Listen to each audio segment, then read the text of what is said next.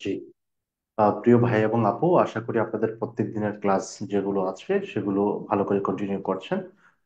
আপনাদের কাছে আমার একটি উদারত আহ্বান থাকবে, যেটা হলো যেহেতু আপনারা এই অনলাইন কোর্সে এনরোল হয়েছেন, আমি আমার পক্ষ থেকে সর্বোচ্চটুকু চেষ্টা করব আপনারা যেন আপনাদের যে স্বপ্ন পূরণে আহ সঠিকভাবে বা সহজে বাস্তবায়ন হয়। এবং যেহেতু আপনারা অনলাইনে ক্লাস করেছেন, অনলাইনের সবচেয়ে ভাইটাল বিষয় হচ্ছে টেকনিক্যাল সাপোর্ট এবং টিচারদের ক্লাস। তো আমি আমার পক্ষ থেকে সর্বোচ্চটুকু চেষ্টা করব আপনার জন্য ভালো সাপোর্ট দেওয়া যায় এবং আপনার জন্য ক্লাসগুলো ভালো করে এনজয় করেন। আরেকটি বিষয় হলো, ওই যে ক্লাস রেজুলেশনের কথাটা বলেছি, আমরা চেষ্টা করছি রেজুলেশনটা যেন আপ হয় বা ভালো একটা রেজুলেশনে আপনার ক্লাসগুলো করতে পারেন। এই বিষয়টাও আমরা দেখছি। আর আপনাদের কোনো প্রশ্ন আছে কিনা? যদি কোনো প্রশ্ন থাকে আমি এই 4-5 মিনিট আপনাদের সাথে কথা বলি, কারণ আপনারা চাইলে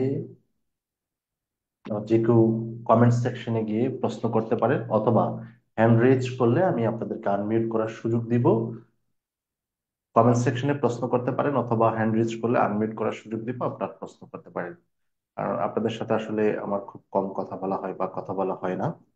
আবার সব সময় আসলে অনেকে মেসেজ দেয়, মেসেজে আসলে যোগাযোগ খুব কম মেনটেন করা সম্ভব হয়, কারণ খুবই ব্যস্ত থাকা হয়। আপনাদের কোনো প্রশ্ন আছে কিনা? ভাইয়া, শরীফ স্যারের হোয়াটসঅ্যাপ নাম্বারটা একটু দিবেন।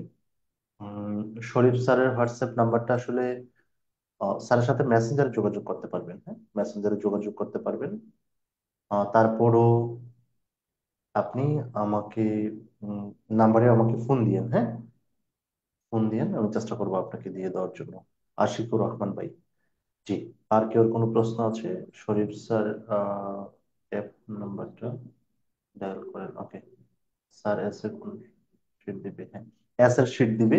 এস এর শীট দিলে আপনারা পেয়ে যাবেন। আমরা যা দেওয়া হবে প্রত্যেকটা বিষয় ক্রমান্বয়ে এবং যথাসময়ে দেওয়া হবে। আমি বিশ্বাস করি, যেহেতু আমরা গতবার প্রায় 1000 স্টুডেন্টকে সার্ভিস দিয়েছে, এবার অলমোস্ট সেম। আমি আশা করি প্রত্যেকে হ্যাপি ফিল করবেন যে না, আমি ভালো একটা সার্ভিস পেয়েছি বা আমি ভালো কিছু পেয়েছি, নিজেকে পরিবর্তন করতে পেরেছি। আশা করি আপনারা সেটা পাবেন। সবগুলো ক্রমান্বয়ে পেয়ে যাবেন। জি। স্যার এসে নসিব দেবে, হ্যাঁ। রেকর্ড ক্লাসগুলো অ্যালবাম দিলে ভালো হয়। আপনি যে অ্যালবাম, যে ভাইয়াটা বলেছেন যে রেকর্ড ক্লাসগুলো অ্যালবামে দিলে ভালো হয় না ভাই, অ্যালবামে দিলে সমস্যা হয়। কারণ এই বিষয়টা নিয়ে আমি গবেষণা করেছি।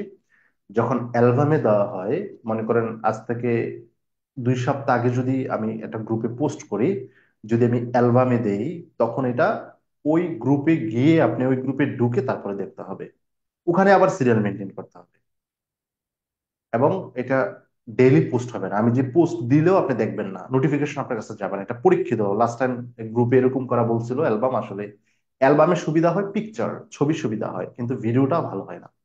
আর যেহেতু আমি ক্লাসগুলো এবং ডেট গুলো ক্রমান্বয়ে দিয়ে দিচ্ছি এবং ক্লাসের টপিক গুলো আপনারা প্রত্যেকদিন স্যার বলে দিচ্ছে, সেই ক্ষেত্রে আপনার নিজ দায়িত্বে ডেটের সাথে ক্লাসগুলো নোট করে রাখবেন বা আপনি আপনার মতো করে সংগ্রহ করে রাখবেন। জি। আর লতিফ স্যারের ক্লাসগুলো স্পেসিফিক ভাবে রুটিন দেওয়া কি সম্ভব? অর্থাৎ কোন দিন কোন স্যার ক্লাস নেবে? না, এটা একটু ডিফিকাল্ট। কারণ কোন দিন কোন স্যার ক্লাস নেবে এটা আমরা 1 দিন বা 2 দিন আগে আমিও জানি। এমনও হয়, মনে করেন আজকে 9টায় ক্লাস, এমডি স্যার ব্যস্ত হয়ে গেছে, আমি শরীফ স্যারকে ফোন দিই যে স্যার আপনি আজকে ক্লাসটা একটু নিয়ে নেন। বুঝছেন? তো এটা আগে দিয়ে দেওয়া সম্ভব না, কিন্তু হ্যাঁ আমরা 1 দিন আগে দিয়ে দিই বা সকালে দিই, এটা সম্ভব। হ্যাঁ। আর ভিডিও গুলো ড্রাইভ দিলে ভালো হয় না ভাই, ড্রাইভ দিলে ভালো হয় না। ড্রাইভে যখন দেওয়া হবে, অসংখ্য স্টুডেন্ট, মানে 50% স্টুডেন্ট ড্রাইভ দিলে ড্রাইভে যে সাইন ইন করে ক্লাস করতে হয় এটাই জানে না বা এটাই পারে না। সেক্ষেত্রে এটা সমস্যা হয়, এটা পূর্বে পরীক্ষিত, তাই আমি আপনাকে বললাম। ক্লাস শেষ হবার পরের দিন রেকর্ড না দিলে সাথে সাথে। জি। অসংখ্য ধন্যবাদ। আপনাকে একটা তথ্য দিই, ক্লাসটা ক্লাউড রেকর্ড হয়। ক্লাসটা শেষের পর 2 থেকে 3 ঘন্টা লাগে অটোমেটিক ক্লাউড রেকর্ড হইতে। তো আমরা চাইলেও সাথে সাথে দিতে পারি না, তারপর এটাকে ডাউনলোড করতে হয়, কিছু এডিট করতে হয়, তারপরে পোস্ট করতে হয়।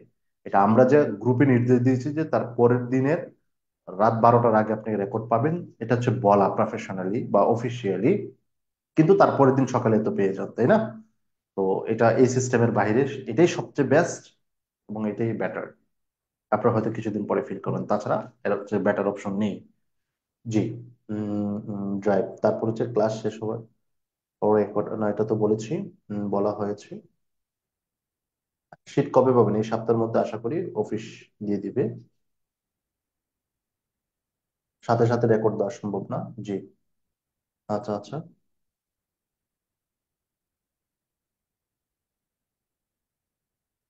এই ক্লাস কখন শুরু হবে? এখনই শুরু হবে, 1 থেকে 2 মিনিটের মধ্যে শুরু হবে। যেহেতু এমডি স্যার আসবে, 1 থেকে 2 মিনিট সময় চেয়েছে, 5 মিনিট সময় চেয়েছিল, তো আমি তো আপনাদের সাথে একটু কথা বলছি। আপনাদের কিছু প্রশ্ন থাকতে পারে বা আপনাদের কিছু বিষয় থাকতে পারে, বিষয়গুলো নিয়ে আলোচনা করছি। শীত কি সবাই বলেন? হ্যাঁ, শীত শুধু যারা ফুল করছে। আমি একটা বিষয় জেনে রাখি, আমি প্রথম দিনই বলেছিলাম যে যারা রিটেন ফুল কোর্সে ভর্তি হয়েছে তারা হলো মেগা লাকি। মেগালাকি বলতে কি বোঝেন? আপনি 3,000 টাকা দিয়ে শুধু ইংরেজিতে ভর্তি হয়েছেন, আর 6,200 টাকা দিয়ে ফুল কোর্সে ভর্তি হয়েছেন। যে 6,200 টাকা দিয়ে ফুল কোর্সে ভর্তি হয়েছে সে ইংরেজি ফুল ক্লাস পাবে, শীট পাবে, ব্রাঞ্চে গিয়ে পরীক্ষা দিতে পারবে, নবাব স্যারের ক্লাস পাবে, বাংলাদেশ বিশ্ববিদ্যালয়ের ক্লাস পাবে, বিজ্ঞানের ক্লাস পাবে, ম্যাথের ক্লাস পাবে। মানে মানে হিউজ সার্ভিস পাবে। এখনো যারা মনে করেন যে না আমি ফুল কোর্সে ট্রান্সফার হবো, আমি ফুল কোর্সে সার্ভিস নিতে চাই, যারা 3,200 3,000 টাকা দিচ্ছেন আর হলো এখন বাকি 3,000 টাকা দিয়ে আপনি ইকুইভ্যালেন্স করে চাইলে ফুল কোর্সে ট্রান্সফার হতে পারেন। প্রয়োজনে আমার যে নাম্বারটা রয়েছে 507, এই নাম্বারে আপনি আমার সাথে যোগাযোগ করে নেবেন। জি। উম জি, আর কেউ কোনো প্রশ্ন আছে? নেই। আমরা এখনই ক্লাসটা শুরু করে দিব। অসংখ্য ধন্যবাদ। হ্যান্ড রেজ ইসমাইল ভাই, ও সরি, আপনারা দুজন হ্যান্ড রেজ করেছিলেন। আজ টু আনমিউট। জি। ইসমাইল ভাই এবং আহ ভাই রিমা।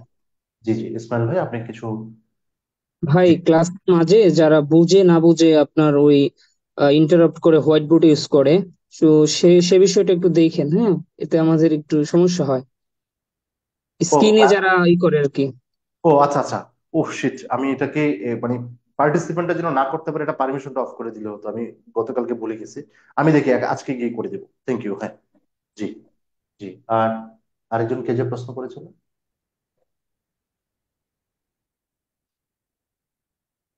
ভাইয়া, যারা হলো ফুল কোর্সে ভর্তি হয়েছে তারা শুধু শীট পাবে। মানে কি, শীটের সাথে বইও পাবে। ফুল কোর্সে যারা বিশেষ লিখিত ফুল কোর্স, যারা 6,000 টাকা দিয়ে ভর্তি হয়েছে তারা রিটেনের সবগুলো শীট পাবে, সাথে লতিফ স্যারের ভোকাবুলারি বইটাও পাবে। আমরা কুরিয়ার করে পাঠিয়ে দেবো, সে কুরিয়ার চার্জ দেবে। আর যারা শুধু ইংরেজি কোর্সে ভর্তি হয়েছেন, কারণ আমরা আপনার সাথে কমিটমেন্ট করিনি আপনাকে বই দিব, আমরা আপনাকে বলছি কিছু পিডিএফ শিট দিব, অবশ্যই আপনারা পিডিএফ শিট গুলো পাচ্ছেন। জি, থ্যাংক ইউ। ইংলিশ শিট পাবো না? হ্যাঁ, ইংলিশের হচ্ছে শিট বলতে ইংলিশের তো শিট নেই। উম ইংলিশে যে পিডিএফ শিট গুলো দিচ্ছে সেগুলোই পাবেন। সব সাবজেক্ট না, শুধু ইংরেজি শিট গুলো কি আমরা পাবো না?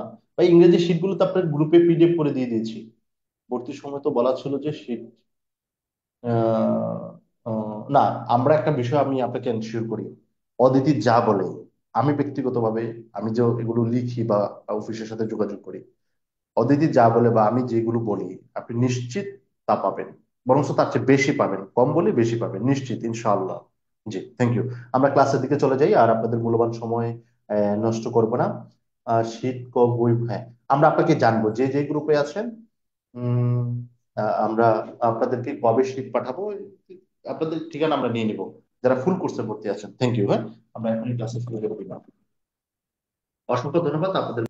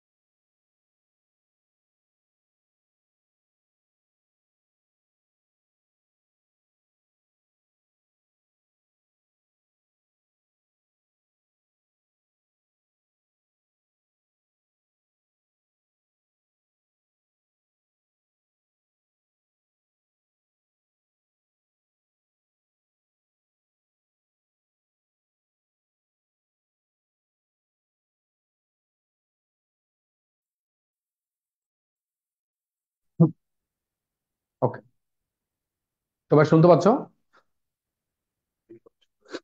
ওকে, সবাই শুনতে পাচ্ছ কিনা?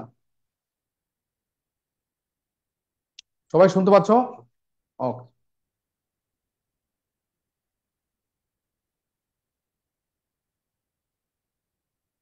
আমরা যেটা আলোচনা করছিলাম, আজকে আমরা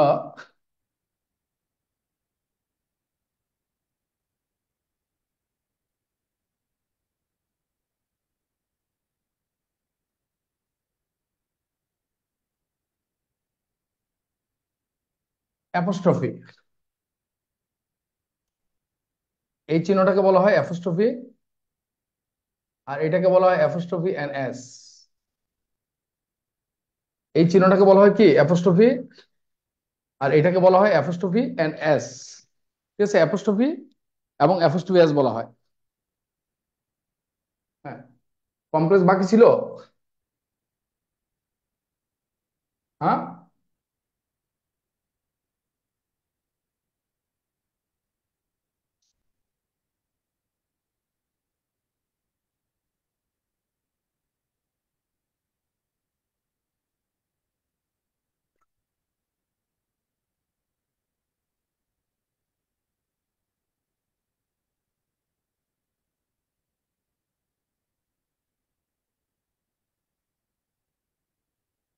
use of comma in adjective clause.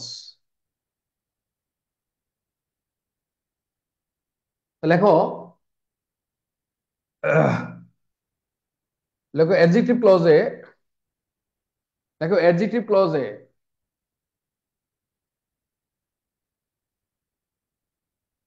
Okay, adjective ক্লজে যেটা বলেছি, অ্যাডজেক্টিভ ক্লজে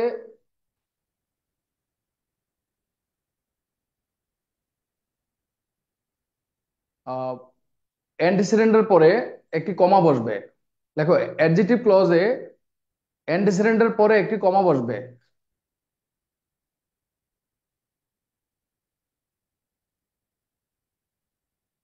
যদি, যদি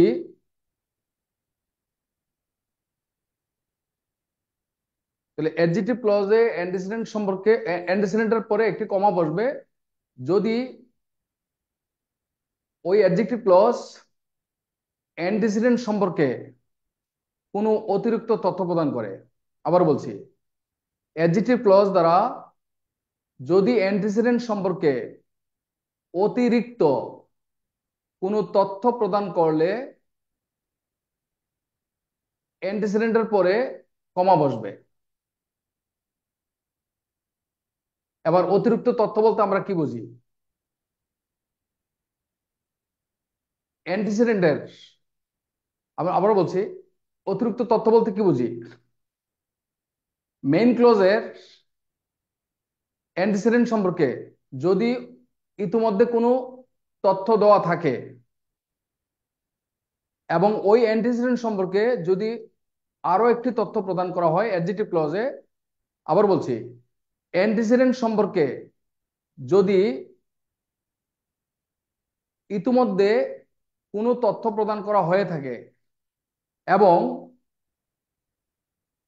ওই অ্যান্টিসিডেন্ট সম্পর্কে যদি অ্যাডজেক্টিভ ক্লজে অতিরিক্ত আরো একটি তথ্য প্রদান করা হয়,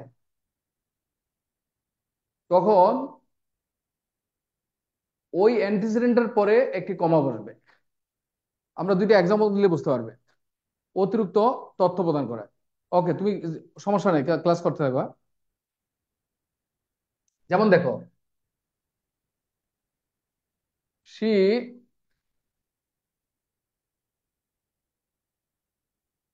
married a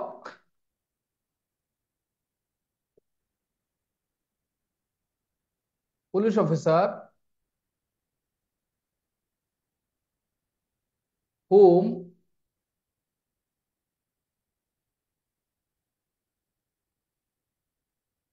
she met at a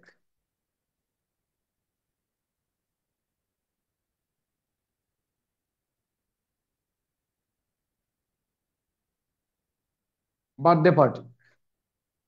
তাহলে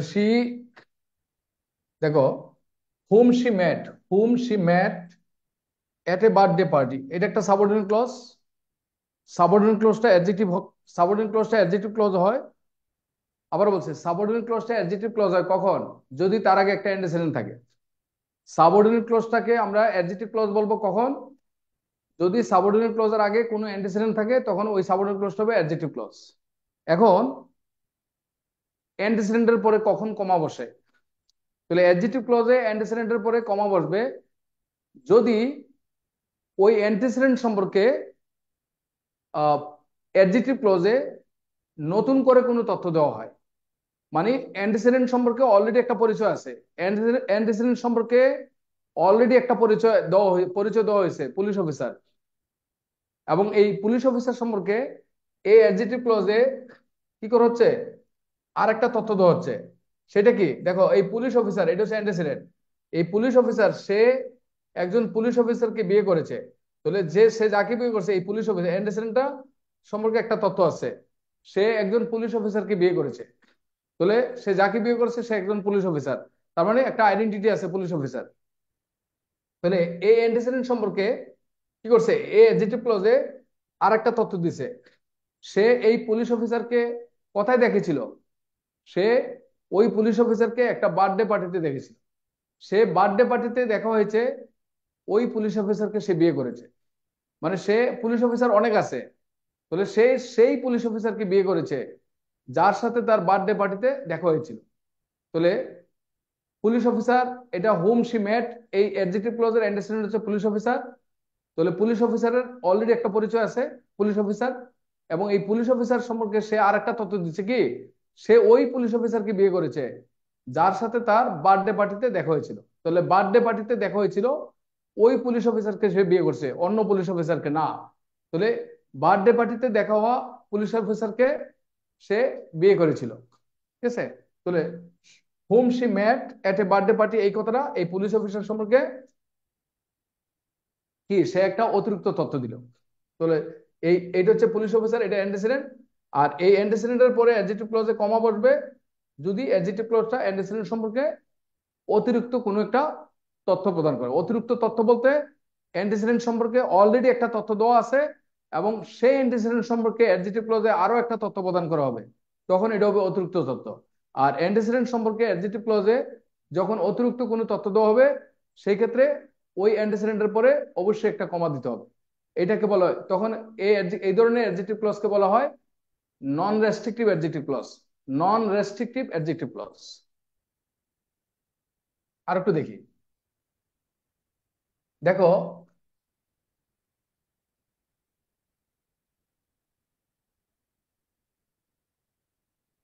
her father died in 1998.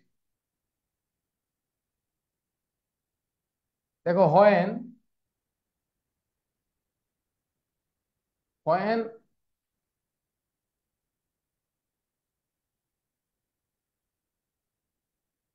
she was only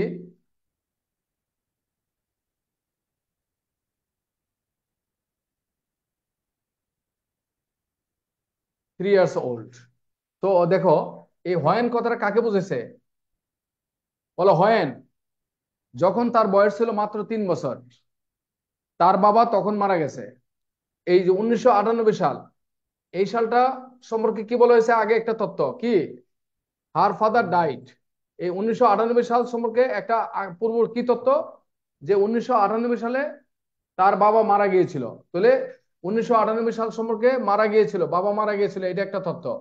এবার এই 1998 সাল সম্পর্কে হোয়েন দিয়ে, এই যে adjective clause when she was only 3 years old, এই অ্যাডজেক্টিভ ক্লজে কি করছে? 1998 সম্পর্কে সে আর একটা তথ্য দিচ্ছে কি, যে এই বছর, এই সালে তার বয়স ছিল মাত্র 8 বছর। তাহলে 1998 সালে তার বাবা মারা যায়, এটা যথেষ্ট। এবার এটা একটা তথ্য, তার বাবা মারা যায় 1998 সালে। তাহলে 1998 সাল সম্পর্কে একটা তথ্য কি, এই সালে তার বাবা মারা গিয়েছিল। এবার 1998 সাল সম্পর্কে আমরা কি করছি? আরেকটা যখন অ্যাডজেক্টিভ, আরেকটা ক্লজের মাধ্যমে যখন আমি একটা ব্যাখ্যা দিচ্ছি, তখন এটা হচ্ছে অতিরিক্ত তথ্য। আর এটাকে বলা হয় নন রেস্ট্রিকটিভ অ্যাডজেক্টিভ ক্লজ। আর অ্যাডজেক্টিভ ক্লজটা যখন নন রেস্ট্রিকটিভ হবে, অর্থাৎ অ্যান্টিসিডেন্ট সম্পর্কে অ্যাডজেক্টিভ ক্লজ যখন কোনো অতিরিক্ত তথ্য প্রদান করবে, তখন ওই অ্যাডজেক্টিভ ক্লজকে বলা হয় নন রেস্ট্রিকটিভ অ্যাডজেক্টিভ ক্লজ। আর অ্যাডজেক্টিভ ক্লজ যদি হয় নন রেস্ট্রিকটিভ, তখন অ্যান্টিসিডেন্টের পরে অবশ্যই একটি কমা দিতে হবে। আর অ্যান্টিসিডেন্ট সম্পর্কে অতিরিক্ত তথ্য বলতে আমরা কি বুঝাচ্ছি, যে পূর্ববর্তী ক্লজ, এই যে when she was 3 years old, এটা একটা ক্লজ। আর হার ফাদার ডাইড ইন 1998, এটা আরেকটা ক্লজ। তাহলে এই অ্যান্টিসিডেন্ট হচ্ছে 1998। এই 1998 সম্পর্কে এই প্রথম ক্লজে কি হার ফাদার ডাইড এর একটা তথ্য দেওয়া আছে। আবার এই 1998 সম্পর্কে আবার অ্যাডজেক্টিভ ক্লজে আরো একটা তথ্য দেওয়া হচ্ছে কি, এই সালে তার বয়স ছিল মাত্র 3 বছর। তো তার বাবা 1998 সালে মারা যায়, যখন তার বয়স ছিল মাত্র 3 বছর। তাহলে তার বাবা মারা যায় 98 সালে, এটা একটা তথ্য। এই 98 সালে তার বয়স ছিল মাত্র 3 বছর। অতএব 98 সাল সম্পর্কে দ্বিতীয় তথ্য কোনটা, অতিরিক্ত তথ্য কোনটা, যে 98 সালে তার বয়স ছিল মাত্র 3 বছর। তাহলে when she was only 8 years old, এটা হচ্ছে হোয়েন কথাটা এই 1998 সাল সম্পর্কে একটা অতিরিক্ত তথ্য দিয়েছে। এই কারণে 1998 পরে একটা কমা দিয়ে তারপরে আমরা অতিরিক্ত অ্যাডজেক্টিভ ক্লজটা উল্লেখ করলাম। ঠিক আছে? তো এই ধরনের লেখালেখি আমরা, হ্যাঁ, এটা তো ইংলিশে, 98 তো ইংলিশে লিখছে, আমি তো বাংলায় লিখি না। এটা তো বাংলা না তো। হ্যাঁ, এখানে অ্যান্টিসিডেন্ট হচ্ছে 1908, এটা অ্যান্টিসিডেন্ট 1998 সাল। হয়ান দ্বারা টাইম বোঝায়, হয়ান দ্বারা কি বোঝায়, হয়ান দ্বারা টাইম বোঝায়। 1998 সাল এটা একটা টাইম, সানডে মানডে, ঠিক আছে, এটা একটা টাইম। বলে অ্যান্টিসিডেন্টটা হয়ান দ্বারা টাইম বোঝায়। এখানে হয়ানের অ্যান্টিসিডেন্ট হচ্ছে 1998। কথা কি বুঝতে পারছি?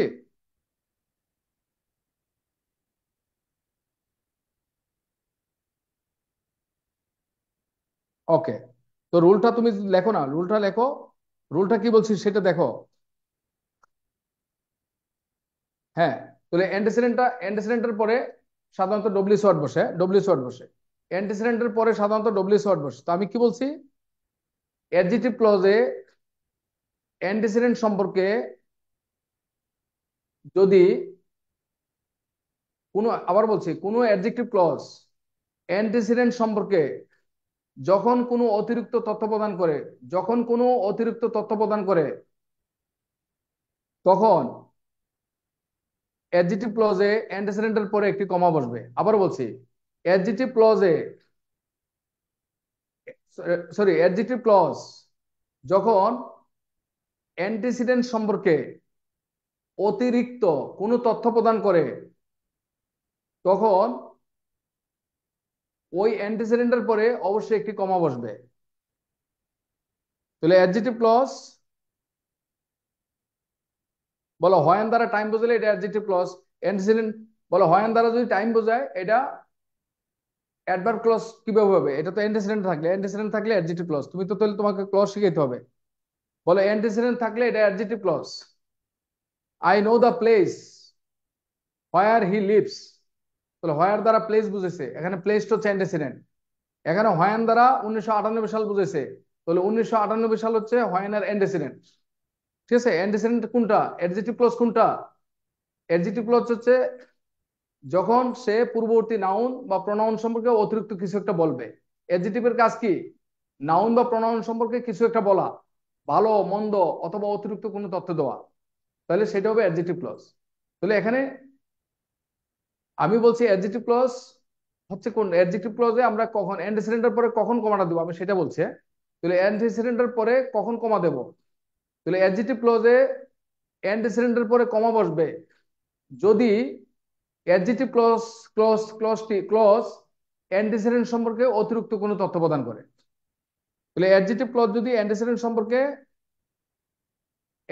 সম্পর্কে অতিরিক্ত কোনো তথ্য প্রদান করে, তখন ওই অ্যাডজেক্টিভ ক্লজের অ্যান্টিসিডেন্টের পরে একটা কমা দিতে হবে। ঠিক আছে?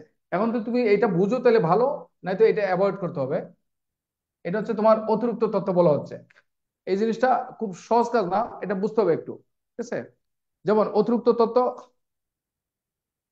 আমি টায়ার্ড না, ঠিক আছে, তুমি একটু ইয়ে করো, আমি একটু অনেক ইয়ে নিয়ে আসছি তো অ্যান্টিসিডেন্ট। তো তোমার তো এই জন্য তো বলছি, তোমাদেরকে এখন অ্যান্টিসিডেন্ট চিনাইতে হলে তো অনেক সময় লাগবে, তার মানে ক্লজ আর আলোচনা করা লাগবে। তাহলে এখন রিটেনে যদি আবার ক্লজ আর আলোচনা করা লাগে, তাহলে তো আবার অনেক সময় চলে যাবে। হ্যাঁ, তো অ্যান্টিসিডেন্ট কোনটা নাকি? তো লেখো আগে অ্যান্টিসিডেন্ট কোনটা সেটা লেখো।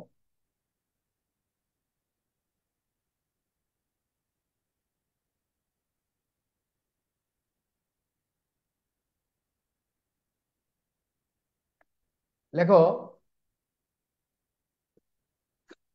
দ্যাট বা ডব্লিউএইচ ওয়ার্ড।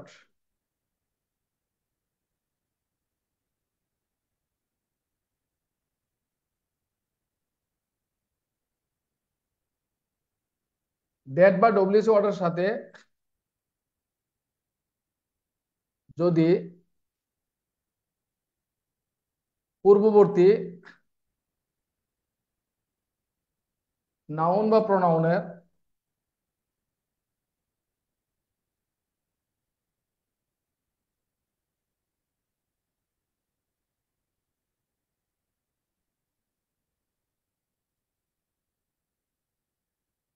সম্পর্ক থাকে, তখন ওই নাউন বা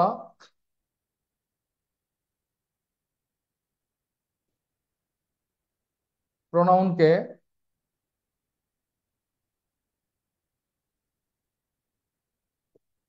অ্যান্টিসিডেন্ট বলে।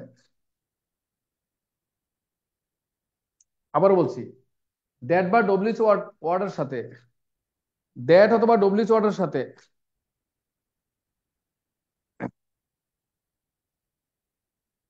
ঠিক আছে।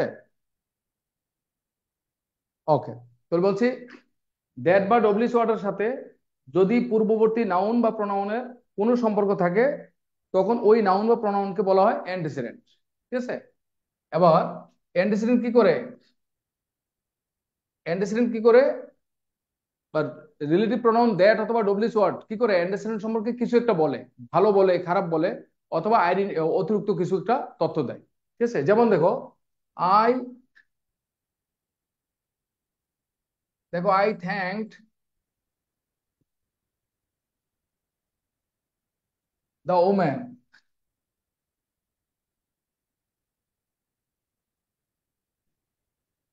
হু হেল্প মি। দেখো হু হেল্প মি এই কথাটা ওমেন সম্পর্কে কিছু একটা বলছে কিনা।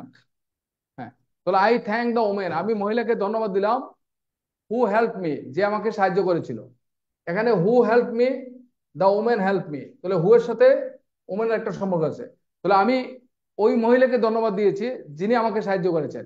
তার মানে আমি সব মহিলাকে ধন্যবাদ দিই নাই, তো যেই মহিলা আমাকে সাহায্য করেছে তাকে আমি ধন্যবাদ দিয়েছি। তাহলে হু হেল্প মি এই কথাটা এই উমেন সম্পর্কে কিছু একটা বলছে। তাহলে এই উমেন হচ্ছে অ্যান্টিসিডেন্ট, উমেন হচ্ছে অ্যান্টিসিডেন্ট। আর এটা হচ্ছে কি, এই এই এই সবটা হচ্ছে অ্যাডজেক্টিভ ক্লজ। ঠিক আছে। এখন প্রশ্ন হচ্ছে অ্যাডজেক্টিভ ক্লজে কখন কমা বসে। প্রশ্ন হচ্ছে অ্যান্টিসিডেন্টের পরে কখন কমা বসে, কখন কমা বসে না।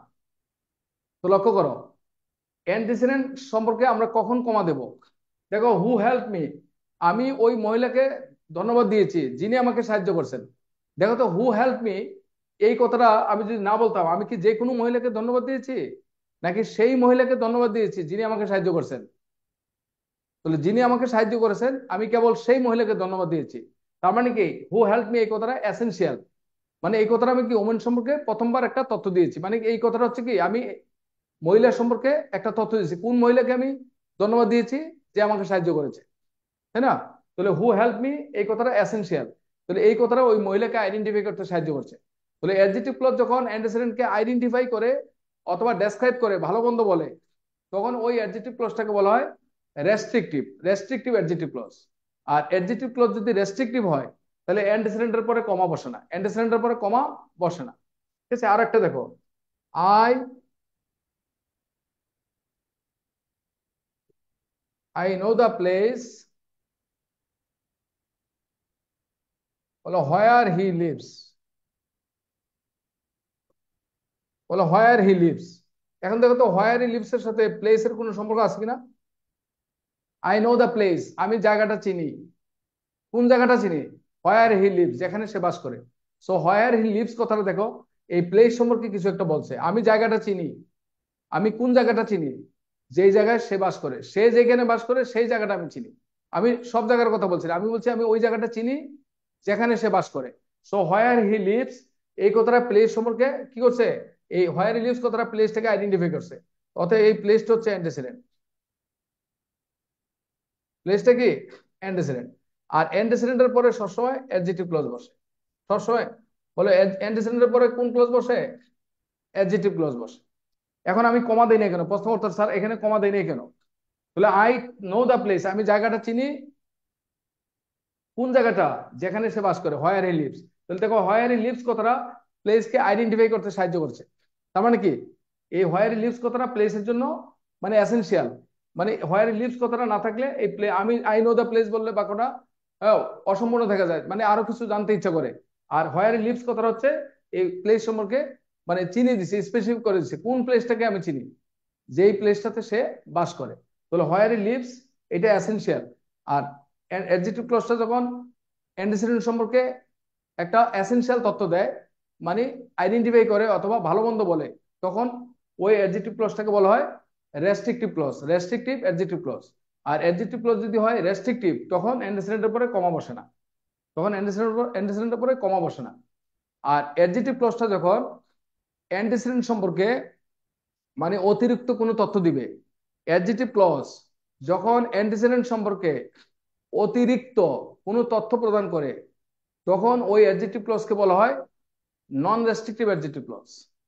আর অ্যাডজেক্টিভ ক্লজ যদি নন রেস্ট্রিকটিভ হয়, সেক্ষেত্রে অ্যান্টিসিডেন্টের পরে অবশ্যই একটি কমা বসবে, ঠিক আছে। আর অতিরিক্ত তথ্য বলতে আমরা কি বুঝছি, অতিরিক্ত তথ্য হচ্ছে সেটাই যখন আমরা কারোর সম্পর্কে অলরেডি একটা তথ্য দেই, অলরেডি একটা তথ্য দেওয়া থাকে, এবং তার সম্পর্কে আমি যখন অতিরিক্ত আরেকটা তথ্য দেব, তখন সেটা হবে অতিরিক্ত তথ্য, ঠিক আছে। যেমন আহ যেমন দেখো, আহ যেমন একজনকে আমি বলো, এক্সাম্পলটা আগে দিয়েছি কি, আগে একটা এক্সাম্পল দিলাম তো, আমরা কোন এক্সাম্পলটা দিয়েছি,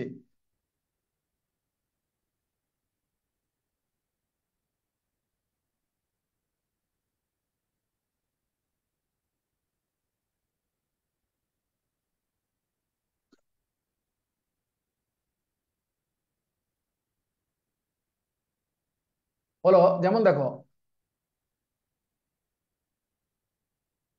he has a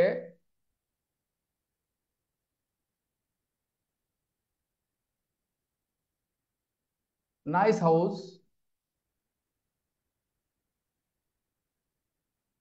in Dhaka,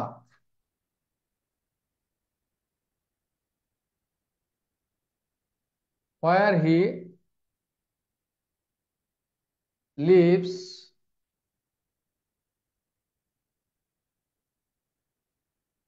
permanently। দেখো where he lives, বলো ঢাকায় তার একটা সুন্দর বাড়ি আছে, ঢাকায় তার একটা সুন্দর বাড়ি আছে, এই ঢাকা সম্পর্কে he has a nice house, সুন্দর বাড়ি আছে, এই কথাটা বলা হয়েছে। এবং এই ঢাকা সম্পর্কে সে আর একটা তথ্য দিয়েছে, এই হোয়ার হি লিভস পার্মানেন্টলি, যেখানে সে স্থায়ীভাবে বসবাস করে। ঢাকায় তার একটা সুন্দর বাড়ি আছে, ঢাকা সম্পর্কে একটা তথ্য দিয়েছে কি, সেখানে তার একটা সুন্দর বাড়ি আছে। এবার ঢাকা সম্পর্কে আরেকটা তথ্য দিয়েছে কি, যে এই ঢাকা শহরে সে পার্মানেন্টলি বাস করে। তাহলে he has a nice house in Dhaka, এটা ঢাকা সম্পর্কে একটা তথ্য, ঢাকাতে তার একটা সুন্দর বাড়ি আছে। And where he lives permanently, যেখানে সে স্থায়ীভাবে বাস করে। তাহলে যেখানে সে স্থায়ীভাবে বাস করে, এই কথাটা ঢাকা সম্পর্কে এখানে একটা অতিরিক্ত তথ্য রয়েছে। অতএব এটা হচ্ছে নন রেস্ট্রিকটিভ। আর অ্যাডজেক্টিভ ক্লজটা যখন নন রেস্ট্রিকটিভ হবে, তখন এই অ্যান্টিসিডেন্টের পরে কি বসবে, একটা কমা দিতে হবে। ওকে, আমরা অনেক কথা বললাম, আশা করছি বুঝতে পারছো, হ্যাঁ? ঠিক আছে। রেস্ট্রিকটিভ ক্লজ হচ্ছে যেটা মৌলিক দিতেই হবে, আর নন রেস্ট্রিকটিভ হচ্ছে অতিরিক্ত, মানে যেটা না দিলেও চলবে, কিন্তু এটা দ্বিতীয়বার দেওয়া হয়েছে, মানে এটা এমন, এটা মেনশন রয়েছে এমন দ্বিতীয়বার মেনশন করেছে, মানে অলরেডি অ্যান্টিসিডেন্ট সম্পর্কে একটা কিছু বলা হয়েছে, অ্যান্টিসিডেন্ট সম্পর্কে অলরেডি কোনো কিছু একটা তথ্য দেওয়া হয়েছে, এবং অ্যান্টিসিডেন্ট সম্পর্কে যখন আরো একটা তথ্য দেওয়া হবে অ্যাডজেক্টিভ ক্লজে, তখন ওই অ্যাডজেক্টিভ ক্লজটা হবে নন রেস্ট্রিকটিভ অ্যাডজেক্টিভ ক্লজ। আশা করছি বুঝতে পারছো। ওকে, অ্যাডজেক্টিভ ক্লজের আরো দুইটা শর্ত আছে, এবার লেখো। অ্যাডজেক্টিভ ক্লজের ক্ষেত্রে অ্যান্টিসিডেন্টের পরে কমা বসে আরো দুইটা শর্ত আছে। এবার লেখো দ্বিতীয়ত লেখো লেখো একটি মেইন ক্লজ। লেখো একটি মেইন ক্লজ যখন হুইচের অ্যান্টিসিডেন্ট হয়, একটি মেইন ক্লজ যখন হুইচের অ্যান্টিসিডেন্ট হয় তখন ওই হুইচের আগে অবশ্যই একটি কমা বসবে। একটি মেইন ক্লজ যখন হুইচের অ্যান্টিসিডেন্ট হয়, দেখছো, একটি মেইন ক্লজ যখন হুইচের অ্যান্টিসিডেন্ট হয়, ঠিক আছে, তখন ওই হুইচের আগে অবশ্যই একটি কমা বসবে। যেমন দেখো, she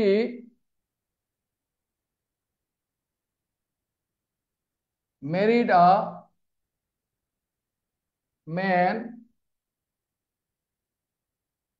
twice her age.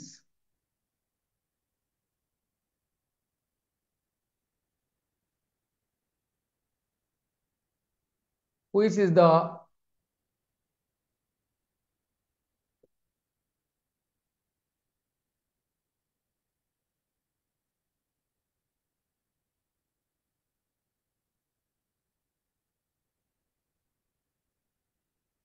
দেখো এই যে কমাটা দিলাম, দেখো দেখো she married a man twice her age,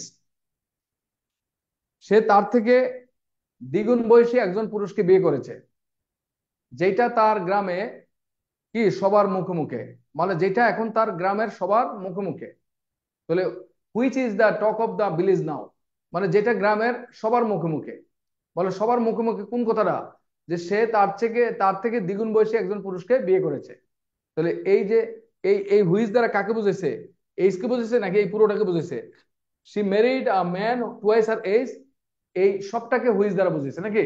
তাহলে একটা মেইন ক্লজ যখন হুইচের অ্যান্টিসিডেন্ট হয় তখন ওই হুইচের পরে হুইচের আগে একটা কমা বসে। আর which is the talk of the village, এটা তখন নন রেস্ট্রিকটিভ অ্যাডজেক্টিভ ক্লজ। তাহলে আমরা এরকম পেপার পড়লে এই ধরনের এক্সাম্পল প্রচুর দেখতে পাই। একটা মেইন ক্লজের পরে কমা দিয়ে আমরা হুইচ দ্বারা যখন কিছু একটা এক্সট্রা কিছু বলি তখন ওই হুইচ ক্লজটাকে বলা হয় নন রেস্ট্রিকটিভ ক্লজ। আর এক্ষেত্রে হুইচের আগে অবশ্যই একটা কমা দিতে হবে। আরো একটা এক্সাম্পল লেখো, যেমন she failed she failed in the exam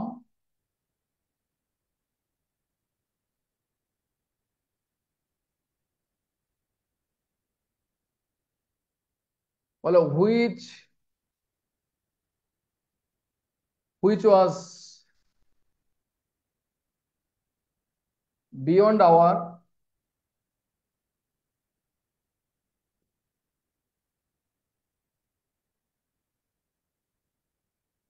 expectation, সে পরীক্ষায় ফেল করেছে যেটা আমাদের প্রত্যাশার বাইরে। মানে which was beyond our expectation, যেটা আমাদের প্রত্যাশা ছিল না যে সে পরীক্ষা ফেল করবে। এই যে এখন আমরা বললাম which was beyond our expectation, এই কথাটা কার সম্পর্কে বলছি? এক্সাম সম্পর্কে বলছি নাকি এই পুরো বিষয়টা সম্পর্কে বলছি? সে পরীক্ষায় ফেল করেছে, সে পরীক্ষায় ফেল করেছিল, এটা আমাদের চিন্তার মানে প্রত্যাশার বাইরে ছিল। তাহলে আমাদের প্রত্যাশার বাইরে ছিল কোনটা? সে পরীক্ষায় ফেল করেছে এইটা। অতএব এই she failed in the exam সম্পর্কে এই হুইস কথাটা কি এই পুরোটা সম্পর্কে কিছু একটা বলছে, ঠিক আছে? এই ক্ষেত্রে এই এই হুইচ হচ্ছে এই she failed in the exam, এই পুরো বাক্যটা হয়ে গেছে হুইচ এর অ্যান্টিসিডেন্ট। তাহলে একটি মেইন ক্লজ যখন হুইচ এর অ্যান্টিসিডেন্ট হয়, একটি মেইন ক্লজ যখন হুইচ এর অ্যান্টিসিডেন্ট হয়, অর্থাৎ হুইচ দ্বারা যখন একটা মেইন ক্লজকে নির্দেশ করা হয় তখন হুইচ এর আগে অবশ্যই একটি কমা দিতে হবে। অর্থাৎ মেইন ক্লজটা লেখবা, লেখার পরে কমা দিয়ে তারপর হুইচ ক্লজটাকে অ্যাড করতে হবে। আর তখন ওই হুইচ ক্লজটা হবে নন রেস্ট্রিকটিভ অ্যাডজেক্টিভ ক্লজ। আমরা পেপার পড়লে এই ধরনের অ্যাডজেক্টিভ ক্লজ প্রচুর পাওয়া যাবে এবং তুমি এই ধরনের কথাগুলা প্রচুর প্র্যাকটিস করবে। এরকম যখন কোনো একটা মেইন ক্লজ সম্পর্কে একটা বাক্য লেখার পরে, একটা বাক্যে একটা তথ্য লেখার পরে তুমি যখন হুইজ দ্বারা ওই বাক্য সম্পর্কে কিছু একটা আরো অতিরিক্ত বলবা তখন এটা হবে নন রেস্ট্রিকটিভ অ্যাডজেক্টিভ ক্লজ। তো নন রেস্ট্রিকটিভ অ্যাডজেক্টিভ ক্লজ আমরা প্রচুর ব্যবহার করি কারো সম্পর্কে আমরা অতিরিক্ত কিছু বলতে গেলেই আমরা নন রেস্ট্রিকটিভ অ্যাডজেক্টিভ ক্লজের দরকার হয়। আশা করছি এই জিনিসগুলো প্র্যাকটিসে রাখতে হবে। ওকে, আর এই নন রেস্ট্রিকটিভ অ্যাডজেক্টিভটা মানে একটু প্র্যাকটিসের মধ্যে রাখলে তোমার লেখার মান বেড়ে যাবে। পেপার পড়লে এই ধরনের লেখা প্রচুর দেখতে পাবে। এবার লেখো তৃতীয়ত লেখো অ্যান্টিসিডেন্ট। লেখো তৃতীয়ত লেখো অ্যান্টিসিডেন্ট অ্যান্টিসিডেন্ট এবং অ্যান্টিসিডেন্ট এবং রিলেটিভ প্রোনাউন অ্যান্টিসিডেন্ট এবং relative pronoun whom, which, whose। দেখো relative pronoun which, whom, which, whose এবং অ্যান্টিসিডেন্টের মাঝে যদি কোনো কোয়ান্টিফায়ার থাকে,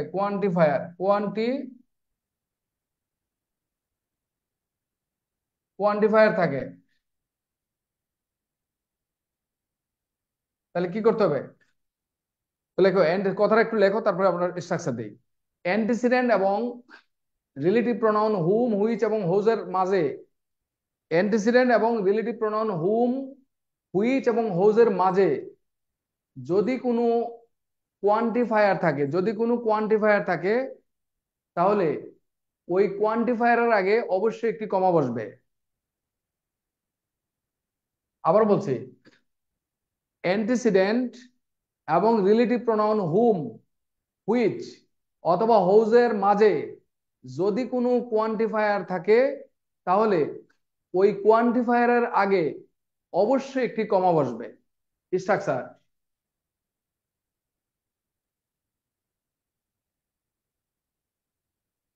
অ্যান্টিসিডেন্ট প্লাস কমা প্লাস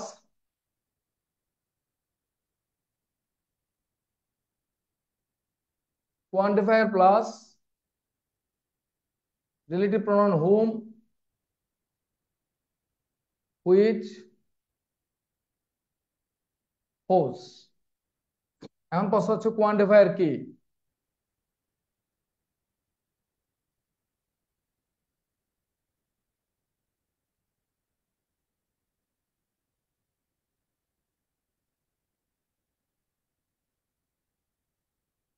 কোন ওয়ার্ডগুলোকে আমরা কোয়ান্টিফায়ার বলবো? হ্যাঁ, all of, both of, most of, some of, many of, much of, one of, each of, rest of।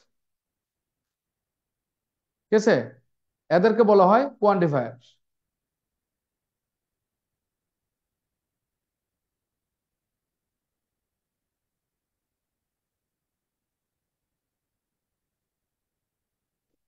ঠিক আছে,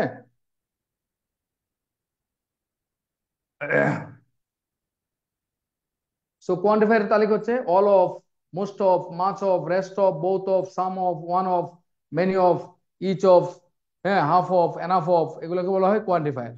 তাহলে আমরা কোয়ান্টিফায়ার কোনগুলো চিনে ফেলছি। হ্যাঁ, তো আমি কি বলছি, অ্যান্টিসিডেন্ট এবং রিলেটিভ প্রোনাউন হুম, হুইচ অথবা হোজের মাঝখানে যদি কোনো কোয়ান্টিফায়ার থাকে তাহলে অ্যান্টিসিডেন্টের পরে অবশ্যই একটা কি বসবে? কমা দিতে হবে। যেমন যেমন দেখো,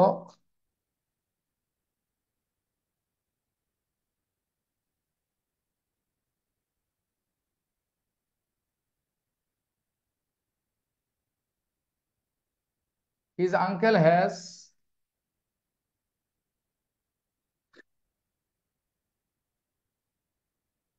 3 sons, all of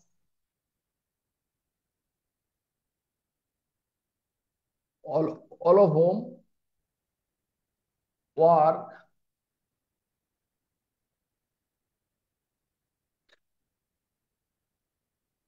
in the same office। দেখো, এই সান হচ্ছে অ্যান্টিসিডেন্ট, এই অল অফ হচ্ছে কোয়ান্টিফায়ার, রিলেটিভ প্রোনাউন হচ্ছে হোম। দেখো এই কোয়ান্টিফায়ার এবং এই যে মাঝখানে দেখছো কমাটা দিতে হবে, এই কমাটা দিতে হবে। ঠিক আছে, এটাকে বলা হয় নন রেস্ট্রিক্টিভ ক্লজ। তাহলে অ্যাডজেক্টিভ ক্লজ যদি নন রেস্ট্রিক্টিভ হয় তাহলে অ্যান্টিসিডেন্টের পরে আমরা কমা দিতে হবে। তাহলে নন রেস্ট্রিক্টিভ অ্যাডজেক্টিভ ক্লজের পরে আমরা কখন কমা দেব? এই তিনটা ক্ষেত্র মুখস্থ রাখতে হবে, হ্যাঁ? এই তিনটা পয়েন্ট তুমি অবশ্যই মুখস্থ রাখবে, হ্যাঁ? ঠিক আছে। যেমন দেখো, এই কোয়ান্টিফায়ারের মাধ্যমে দুইটা বাক্য, কোয়ান্টিফায়ার, এই সূত্রে আমরা দুইটা বাক্যকে ইজিলি জয়েন করতে পারি। যেমন দেখো, তোমাদের 37তম প্রিলিতে আসছিল, 37তম প্রিলি জয়েনিং সেন্টেন্স। যেমন এক নম্বর আছে,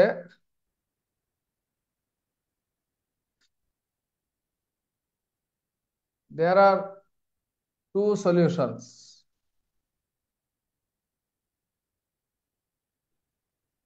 There are two solutions. B নম্বর ছিল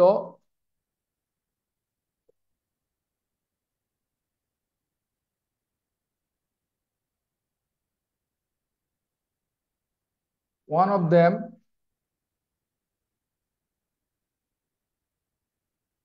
is the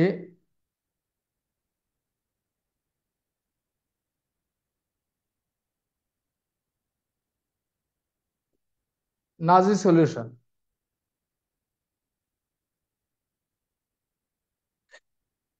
এই দুইটা বাক্যকে লক্ষ্য করো, দুইটা বাক্যকে আমরা সহজেই একটা বাক্য করতে পারি।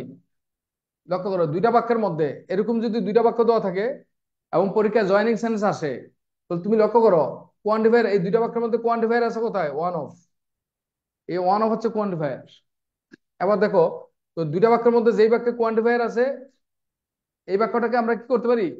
বলে এই বাক্যটা পর এই কোয়ান্টিফায়ারের পরে যে প্রোনাউনটা আছে এই প্রোনাউনটা কাকে নির্দেশ করছে দেখো তো? এই দেম কথাটা কাকে রেফার করছে? এই সলিউশনকে। দেম মানে solution.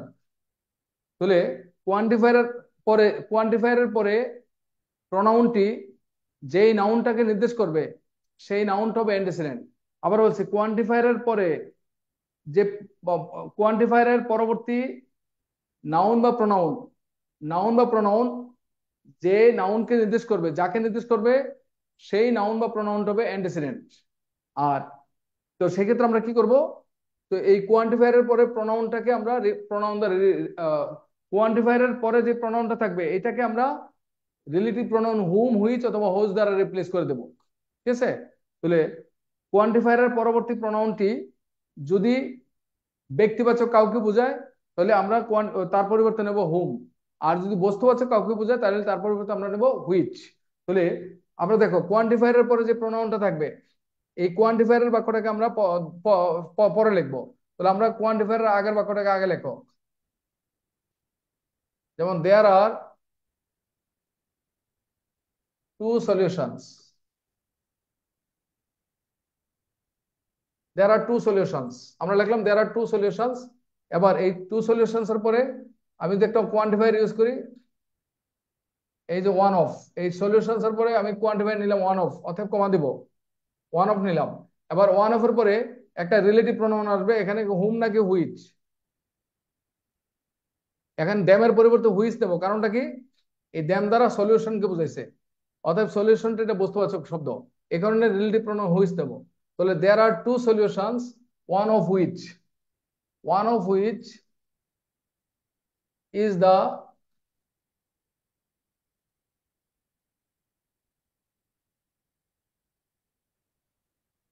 Nazi solution. There are two solutions, one of which is the Nazi solution. তো এই দেখো ওয়ান অফ হুইচ, এই যে হুইচটা কেন নিলাম? এই যে সলিউশনটা বস্তুবাচক, হ্যাঁ? তাহলে কোয়ান্টিফায়ারের পরে আমরা রিলেটিভ প্রোনাউন হুম নেব নাকি হুইচ নাকি হোজ নেব, তো সেটা নির্ভর করে কোয়ান্টিফায়ারের পূর্ববর্তী অ্যান্টিসিডেন্ট।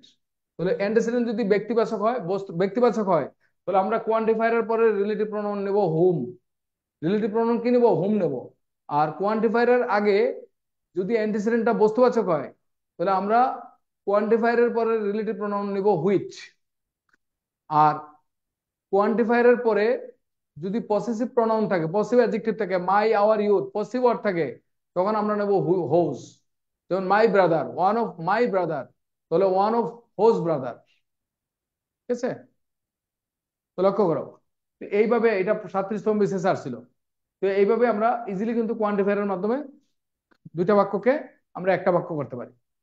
আবার দেখো, যেমন দেখো,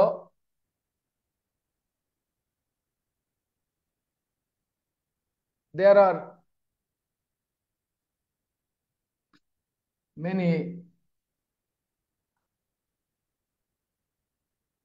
millions of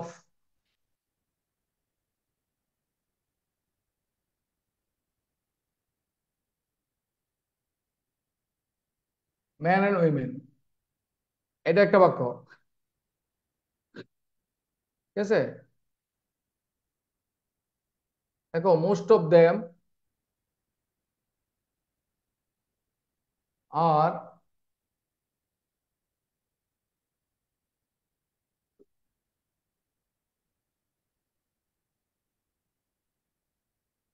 intelligent and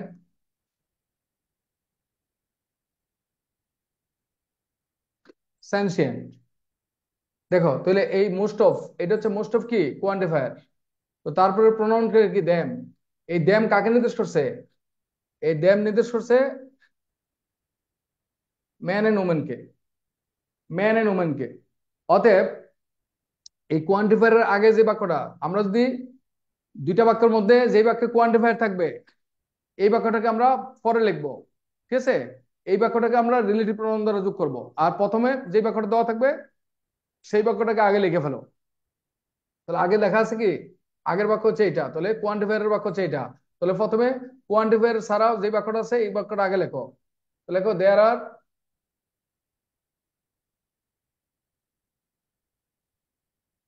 many millions of men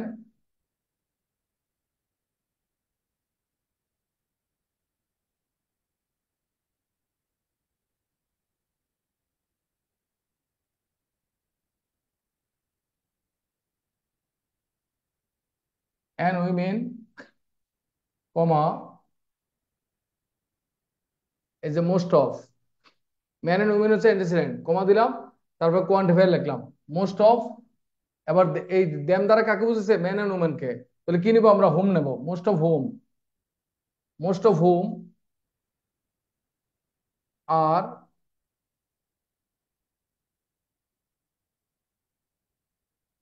intelligent and sentient. There are many millions of men and women, most of whom are intelligent and sentient. ওকে, এই যে আমরা দুইটা বাক্যকে যোগ করে ফেললাম। তাহলে কোয়ান্টিফায়ারের, আমরা যদি কোয়ান্টিফায়ারের ব্যাপারটা, সেনসিয়েন্ট মানে হচ্ছে সচেতন, সেনসিয়েন্ট মানে কি সচেতন, সেনসিয়েন্ট, সেনসিয়েন্ট মানে সেন্সিবল, সেনসিয়েন্ট মানে হচ্ছে সেন্সিবল, সচেতন।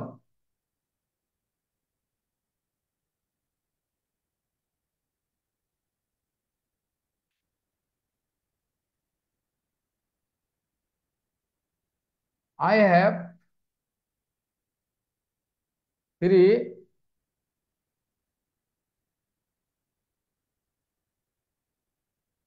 I have three best friends.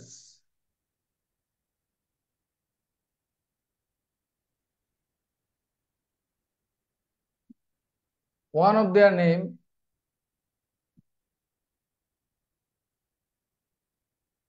One of their name is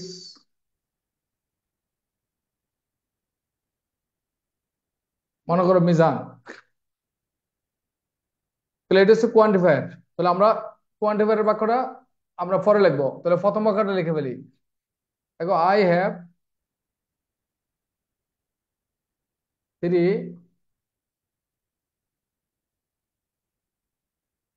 best friends. One of, এই যে best friends comma one of, এই ওয়ান অফ এর পরে এই যে পসিভ, হোজ কখন নিব? এই যে হোজের জায়গায় পসিভের জায়গায় পসিভ। সো দেয়ার যেহেতু পসিভ, তাহলে হোজ হচ্ছে পসিভ। তাহলে কি হচ্ছে? One of whose name, one of whose name is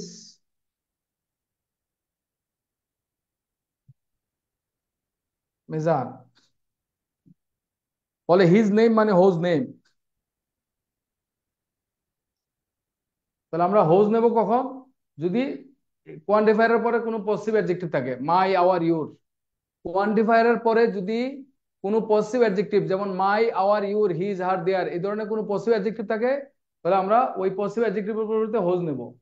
আর কোয়ান্টিফায়ারের পরে যদি অন্য কোনো প্রোনাউনের অবজেক্ট ফর্ম থাকে, তাহলে আমরা হুম নিতে পারি, হুইচও নিতে পারি। তাহলে হুম নেব যদি এটা ব্যক্তিকে নির্দেশ করে, হুইচ নেব যদি এটা বস্তুকে নির্দেশ করে, এটি। তাহলে আমরা দুইটা বাক্যকে ইজিলি কোয়ান্টিফায়ারের দ্বারা, তাহলে দুইটা বাক্যের মধ্যে যেই বাক্যে কোয়ান্টিফায়ার থাকবে এই বাক্যটাকে আমরা পরে লিখবো, আর আগের বাক্যটাকে অ্যান্টিসিডেন্ট যে বাক্য থাকবে সেই বাক্যটাকে আগে লিখবো। যেই ক্লজে অ্যান্টিসিডেন্ট থাকবে সেই ক্লজটাকে আগে লিখবো, আর কোয়ান্টিফায়ার যে ক্লজে থাকবে সেই ক্লজটাকে অ্যান্টিসিডেন্টের পরে লিখবো। আর সেক্ষেত্রে অ্যান্টিসিডেন্ট এবং কোয়ান্টিফায়ারের মাঝখানে একটা কমা দিতে হবে। এইভাবে আমরা অনেক বাক্য লিখতে পারি। হ্যাঁ, এইভাবে আমরা অনেক বাক্যের ইংরেজি করতে পারি। আশা করছি তোমরা অ্যাডজেক্টিভ ক্লজে কমার ব্যবহারটা শিখতে পেরেছো। অ্যাডজেক্টিভ ক্লজে কমার ব্যবহার মোটামুটি কি আইডিয়া পাওয়া গেল? অ্যাডজেক্টিভ ক্লজে কমার ব্যবহার মোটামুটি আইডিয়া পাওয়া গেছে কিনা সেটা বলো।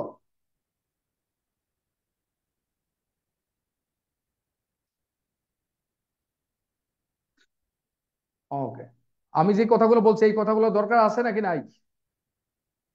তাহলে একসাথে জয়েনিং সেন্টেন্স হয়ে গেল। হ্যাঁ, একসাথে জয়েনিং সেন্টেন্স হয়ে গেল নাকি?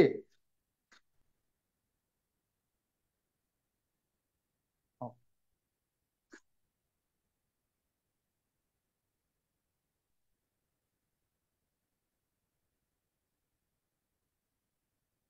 এবার হচ্ছে অ্যাপোস্ট্রফির ব্যবহার।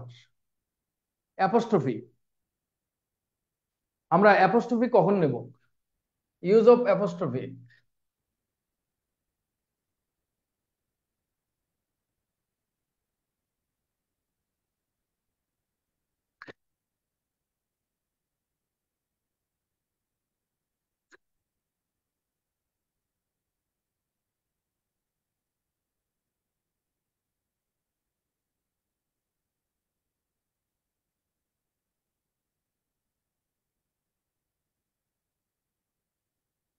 ঠিক আছে। আরে, জয়েনিং সেন্টেন্সে আরো অনেক কিছু আছে। জয়েনিং সেন্টেন্স তো একটা ক্লু দিলাম জয়েনিং সেন্টেন্সের একটা ক্লু দিলাম মাত্র। হ্যাঁ, একটা কৌশল শেখাইলাম, আরো অনেক কৌশল আছে, অপেক্ষা করো। জয়েনিং সেন্টেন্সে আরো অনেক কৌশল আছে, একটা ক্লু দিছি মাত্র। এত তাড়াতাড়ি শেষ হয়ে যাবে নাকি? আচ্ছা, ঠিক আছে, অ্যাপোস্ট্রফি ব্যবহার লেখো।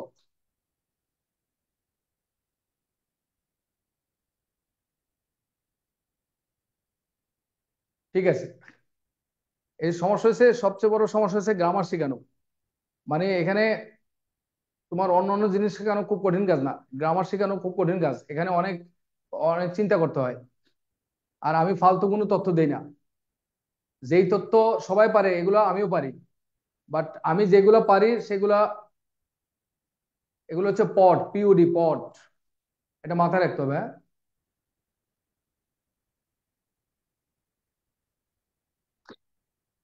এটা তো কমপ্লেক্স তো হয়ে গেল। কমপ্লেক্স সেন্টেন্স নিয়ে তো কথা বলছে এতক্ষণ। অ্যাডভার্ব ক্লজ, অ্যাডজেক্টিভ ক্লজ কোথায় থাকে? কমপ্লেক্স সেন্টেন্সে থাকে না? কমপ্লেক্স কমপ্লেক্স সেন্টেন্সে তো অ্যাডভার্ব ক্লজ, অ্যাডজেক্টিভ ক্লজ থাকে। তাহলে অ্যাডজেক্টিভ ক্লজ আর অ্যাডভার্ব ক্লজ মিলে তো কমপ্লেক্স সেন্টেন্স হয়, তাই না? হোজ হচ্ছে কোয়ান্টিফায়ারের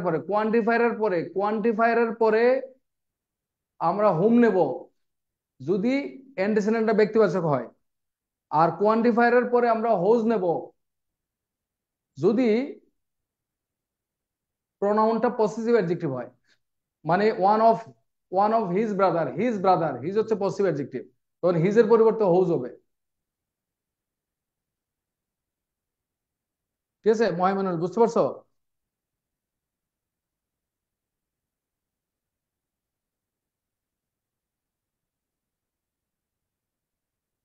ঠিক আছে, এবার লেখো অ্যাপোস্ট্রফির ব্যবহার লেখো। অ্যাপোস্ট্রফি কখন ইউজ করবো? লেখো অ্যাপোস্ট্রফিটা হচ্ছে বাংলা বাক্যে আমরা এর জন্য, বাংলা বাক্যে বয়শূন্য র অথবা বয়শূন্য র বা এর অর্থে, ঠিক আছে, দুটি নাউনের মাঝে, লেখো বয়শূন্য র বা এর অর্থে দুটি নাউনের মাঝে অ্যাপোস্ট্রফি অথবা অ্যাপোস্ট্রফি এস বসে, বয়শূন্যর অথবা এর অর্থে দুটি নাউনের মাঝে, বলো, দুটি নাউনের মধ্যে, বয়শূন্যর অথবা এর অর্থে দুটি নাউনের মধ্যে, আবার এভাবে লেখো, দুটি নাউনের মধ্যে, দুটি নাউনের মধ্যে যেই নাউনের শেষে, দুটি নাউনের মধ্যে যেই নাউনের শেষে বয়শূন্যর অথবা এর থাকে, সেই নাউনের পরে অ্যাপোস্ট্রফি অথবা অ্যাপোস্ট্রফি এস বসিয়ে পসেসিভ করতে হয়। আবার বলছি, দুটি নাউনের মধ্যে যেই নাউনের শেষে বয়শূন্যর অথবা এর এর যুক্ত থাকে, সেই নাউনের পরে অ্যাপোস্ট্রফি অথবা অ্যাপোস্ট্রফি এস বসিয়ে পসেসিভ করতে হয়। অ্যাপোস্ট্রফি অথবা অ্যাপোস্ট্রফি এস বসিয়ে পসেসিভ করতে হয়। যেমন করিমের ভাই, এই ভাই হচ্ছে নাউন, করিমের এটাও একটা নাউন, ঠিক আছে? তাহলে এই করিমের সাথে এর আছে, অতএব কি হবে?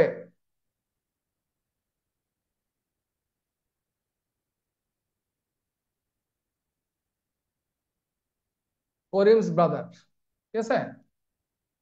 আবার যদি বলো যে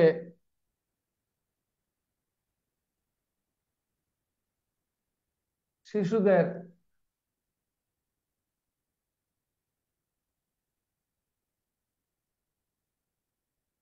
শিশুদের স্কুল, তাহলে কি হবে?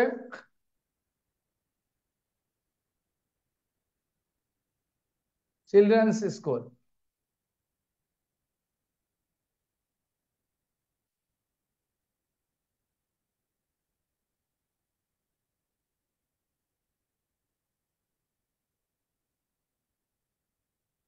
শিশুদের খেলনা, তাহলে কি হবে?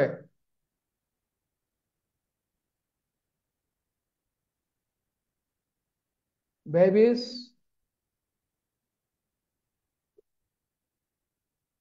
টয়েস।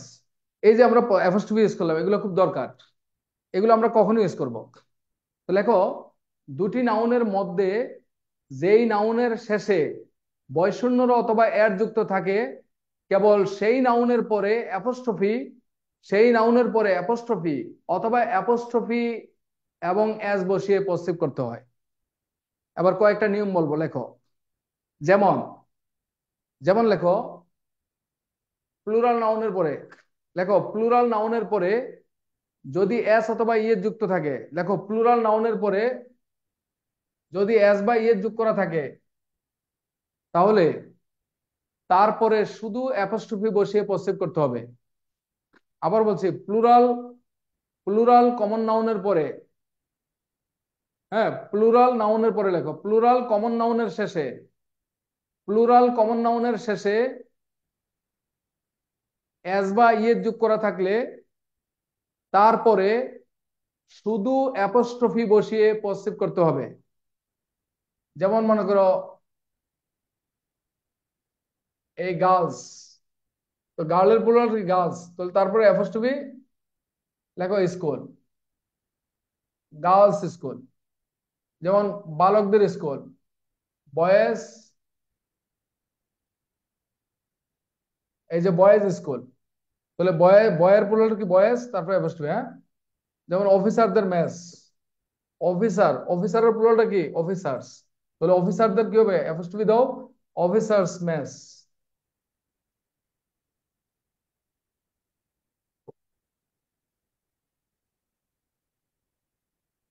তুমি তো এখানে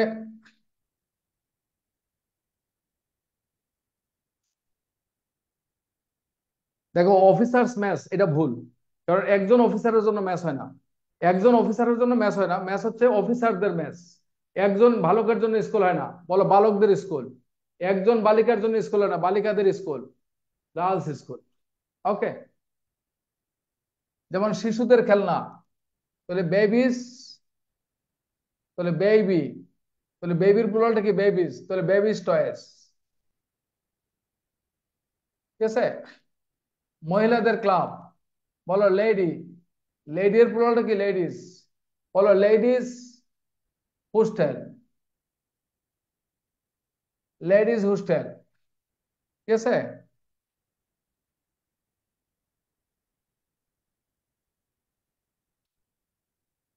এবার লেখো, লেখো প্লুরাল কমন নাউনের পরে যদি এস বা ইয়েস না থাকে, আবার লেখো প্লুরাল কমন নাউনের পরে, হ্যাঁ, প্লুরাল কমন নাউনের পরে যদি এস বা ইয়েস না থাকে, তাহলে তারপরে অ্যাপোস্ট্রফি এবং এস বসিয়ে পসিভ করতে হবে। প্লুরাল কমন নাউনের পরে এস বা ইয়েস না থাকলে, প্লুরাল কমন নাউনের পরে এস অথবা ইয়েস না থাকলে ওই কমন নাউনের পরে অ্যাপোস্ট্রফি এবং এস বসিয়ে পসিভ করতে হবে, অ্যাপোস্ট্রফি এবং এস। যেমন মনে করো চাইল্ড, দেখো চাইল্ডের প্লুরালটা কি? চিলড্রেন। বলো চিলড্রেন, তাহলে চিলড্রেন অ্যাপোস্ট্রফি এবং এস, এটা বলে অ্যাপোস্ট্রফি এবং এস। তাহলে চিলড্রেন্স পার্ক, বলো শিশুদের পার্ক, তাহলে শিশুদের ইংরেজি কি? চিলড্রেন। তাহলে প্লুরাল কমন নাউনের পরে যদি এস বাই এস না থাকে, তাহলে ওই কমন নাউনের পরে অ্যাপোস্ট্রফি এবং এস বসিয়ে পসিভ করতে হবে। তাহলে চিলড্রেন্স পার্ক, শিশুদের পার্ক। আবার দেখো মহিলাদের, বলো উইমেন, এই যে উমেনের প্লুরাল উইমেন, তাহলে উইমেন্স, দেখো উইমেন্স কলেজ, বলো মহিলা কলেজ, উইমেন্স কলেজ, দেখো উইমেন্স কলেজ, ঠিক আছে। তাহলে উইমেন্স কলেজ। এবার দেখো মেন্স, তাহলে ম্যানের প্লুরাল হচ্ছে ম্যান, তাহলে মেন্স পার্লার, মেন্স পার্লার, ঠিক আছে। Women's college, women's parlour, women's college, women's hostel, women's club, ঠিক আছে। দেখো গরুর হাট, বলো ক্যাটেল, বলো ক্যাটেলস, বলো ক্যাটেলস মার্কেট, গরুর হাট, ক্যাটেলস মার্কেট, ক্যাটেলস মার্কেট, গরুর হাট। গণপ্রজাতন্ত্রী বাংলাদেশ সরকার, দেখো দা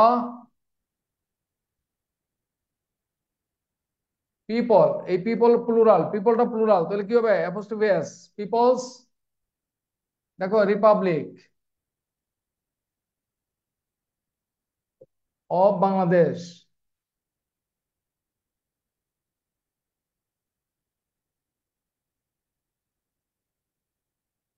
দা পিপলস রিপাবলিক অফ বাংলাদেশ।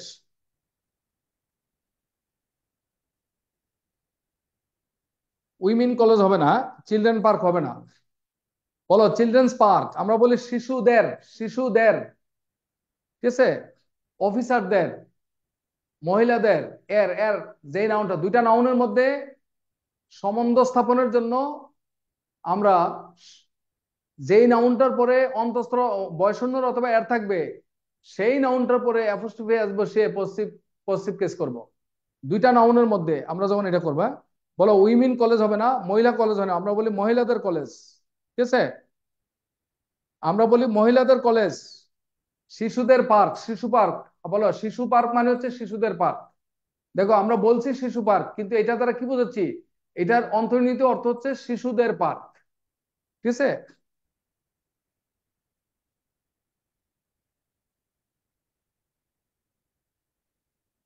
ওকে, আশা করছি বুঝতে পারছো, হ্যাঁ? কোন দুইটা ডিফারেন্স বুঝতেছি না, কোন দুইটা ডিফারেন্স বুঝতেছি না। আমি হচ্ছে দুইটা নাউনের মধ্যে, দেখো প্লুরাল আমরা দুইভাবে করতে পারি, দুইটা নাউনের প্লুরাল আমরা দুইভাবে করতে পারি, কমন নাউন সিঙ্গুলার থেকে প্লুরাল। কিছু কমন নাউন আছে যাদের পরে এস অথবা ইয়ে যোগ করে প্লুরাল করতে হয়, বয় বয়েজ, গার্ল গার্লস, নাকি? আর কিছু কমন নাউন আছে এগুলাকে এস বাই এস যোগ করে প্লুরাল করা যায় না, এটা অন্যভাবে করতে হয়, যেমন অক্স, অক্সেন, নাকি অক্স, অক্সেন, নাকি? তাহলে উমেন, উইমেন, নাকি? এটা তোমাকে বুঝতে হবে। তাহলে অ্যাপোস্ট্রফি যুক্ত থাকলে, আর এটা হচ্ছে শুধু অ্যাপোস্ট্রফি, এটাকে বলে শুধু অ্যাপোস্ট্রফি, আর এটাকে বলে অ্যাপোস্ট্রফি এবং এস। দেখো এটাকে বলে শুধু অ্যাপোস্ট্রফি, আর এটাকে বলে অ্যাপোস্ট্রফি এবং এস। তাহলে অ্যাপোস্ট্রফি কখন আর অ্যাপোস্ট্রফি এস কখন, ঠিক আছে? হ্যাঁ। আরে কম্পাউন্ড নাউনের ক্ষেত্রে এস ছাড়া কিছু ব্যবহার তো অবশ্যই আছে, থাকবে না? করে হেডমাস্টার, বলে হেডমাস্টার, ঠিক আছে, প্রধান শিক্ষক, কম্পাউন্ড নাউন তো এটা হয়ে গেল। বলো ওয়াকিং স্টিক, কম্পাউন্ড নাউন হয়ে গেল, ঠিক আছে। বলো cassette, video, video player, video record player, তাহলে এগুলো তো কম্পাউন্ড নাউন হয়ে গেল, এগুলো তো এস এর দরকার নাই। ঠিক আছে।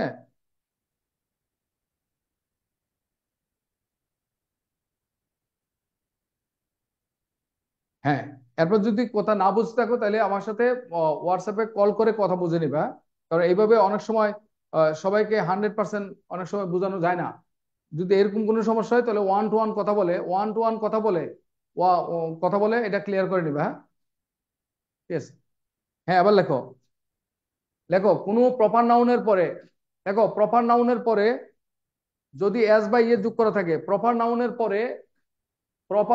পরে যদি এস বা ইয়ে যোগ করা থাকে, প্রপার নাউনের পরে, হ্যাঁ, প্রপার নাউনের পরে যদি এস অথবা ইয়ে যোগ করা থাকে, তাহলে তারপরে ওই প্রপার নাউনের শেষে অ্যাপোস্ট্রোফি অথবা অ্যাপোস্ট্রোফি এস উভয় বসে প্রস্তুত করা যাবে। প্রপার নাউনের পরে, প্রপার নাউনের পরে যদি এস অথবা ইয়ে যোগ করা থাকে, তাহলে ওই প্রপার নাউনের শেষে, ওই প্রপার নাউনের শেষে অ্যাপোস্ট্রোফি অথবা অ্যাপোস্ট্রোফি এস যে কোনো একটি বসিয়ে প্রস্তুত করা যাবে। যেমন মনে করো কিডস, ওই জন কিডস, তাহলে কিডস এর কবিতা, তাহলে কি হবে? বলো কিডস পোয়েমস, কিডস এর কবিতা, কারেক্ট। ওর তুমি বলতে পারো,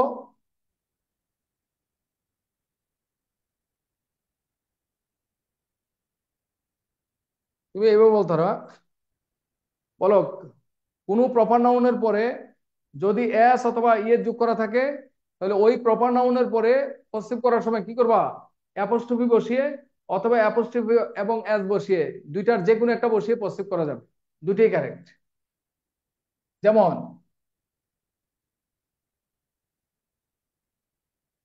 Charles Charles Dickens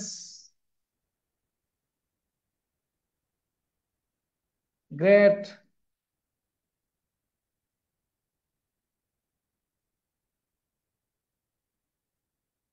expectations, correct. Charles ডিকেন্সের গ্রেট এক্সপেকটেশন উপন্যাস, অথবা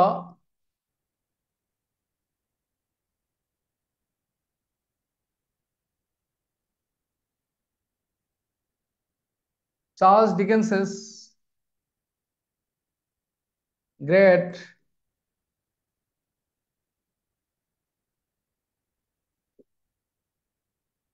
এক্সপেকটেশনস, আমরা এইভাবে বলতে পারি। হ্যাঁ, এটাও কারেক্ট। ঠিক আছে। যেমন সফোক্লেস ড্রামা, কারেক্ট। অথবা আমরা বলতে পারি সফোক্লেসেস ড্রামা, এটাও কারেক্ট। এই দুইটার মধ্যে, এই ক্ষেত্রে দুইটার মধ্যে শুধু অ্যাপোস্ট্রোফিটা বেশি কারেক্ট। হ্যাঁ, এই দুইটাই কারেক্ট, তার মধ্যে অ্যাপোস্ট্রোফি প্রপার নাউনের ক্ষেত্রে শুধু অ্যাপোস্ট্রোফিটা বেশি কারেক্ট। যদি দুইটাই থাকে তাহলে প্রথম শুধু অ্যাপোস্ট্রোফিটা নিবা, যদি দুইটাই থাকে তাহলে শুধু অ্যাপোস্ট্রোফি নিবা, আর যে কোনো একটা, আর যদি দুইটা না থাকে তো যে কোনো একটা নিলে হবে। যেমন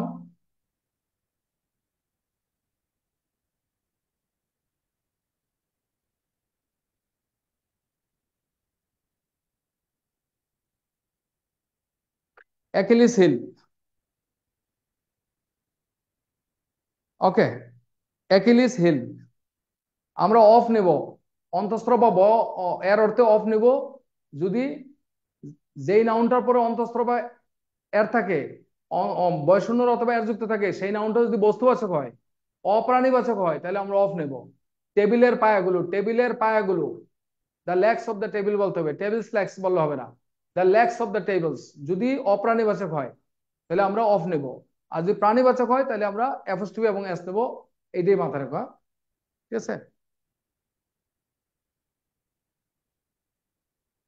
ঠিক আছে।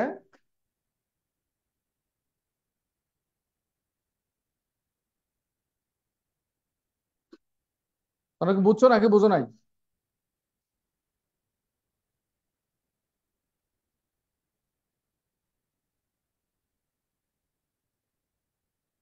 একটু বোঝা গেছে?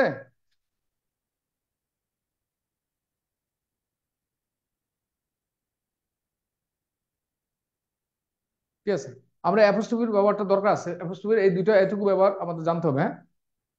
এবার লেখো ইউজ অফ, আরেকটা জিনিস এখানে খেয়াল করো, আরেকটা জিনিস হচ্ছে ইটস, ইটস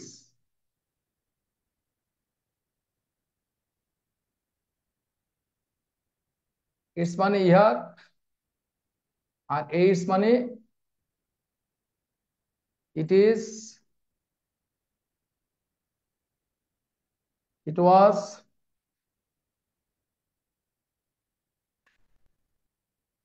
এইটস মানে খেয়াল করো it is, it was, it has, আর এইটস মানে ইহার। তাহলে আমরা ইটস কখন নেব? ইটস এর পরে নাউন বসবে, হ্যাঁ। বলো ইটস বিউটি, আমরা বলবো ইটস বিউটি, ঠিক আছে। বলো ইটস নেচার, কিন্তু, কিন্তু আমরা বলবো ইটস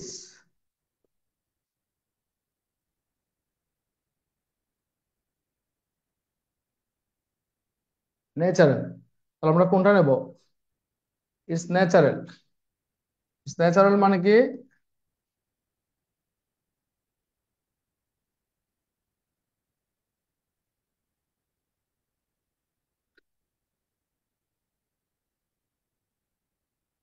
ইটস ন্যাচারাল।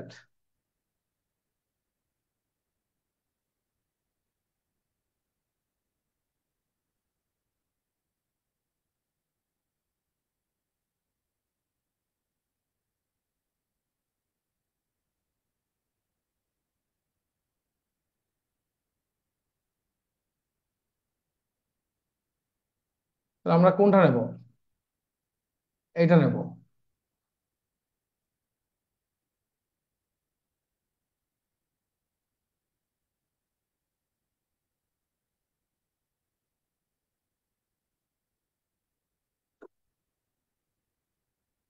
ঠিক আছে।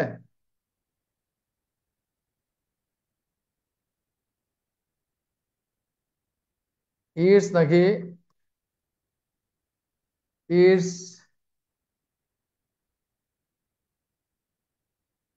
রেইনিং, আমরা ইটস নেব। কারণ কি?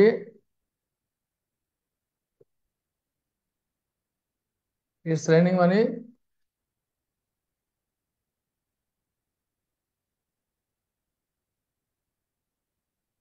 It is raining.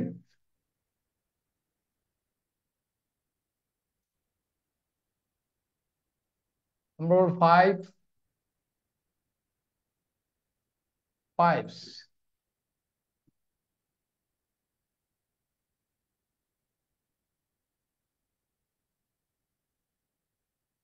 ফাইভের প্লুরাল হচ্ছে ফাইভস, ফাইভের প্লুরাল হচ্ছে ফাইভস, এখানে অ্যাপোস্ট্রোফি থাকবে না। ফাইভের প্লুরাল হচ্ছে ফাইভস।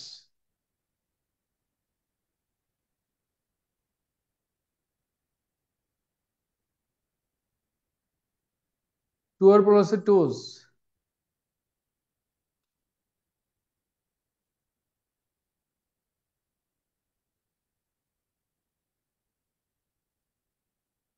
ইউজ অফ,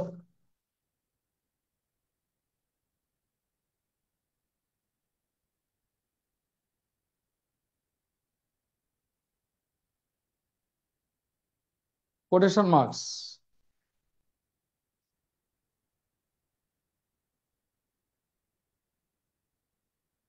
এই চিহ্নটাকে বলা হয় কোটেশন মার্কস, হ্যাঁ।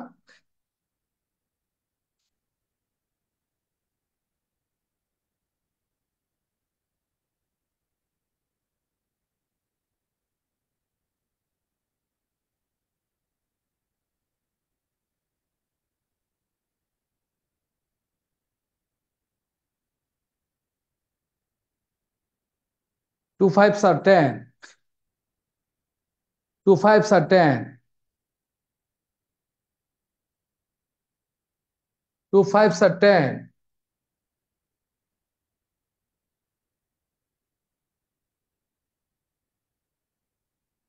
2 2s are 4.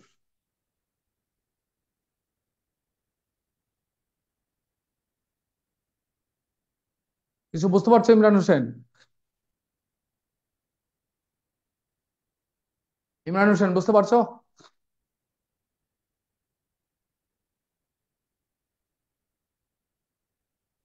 আর কোনো প্রশ্ন? আর কোনো প্রশ্ন আছে?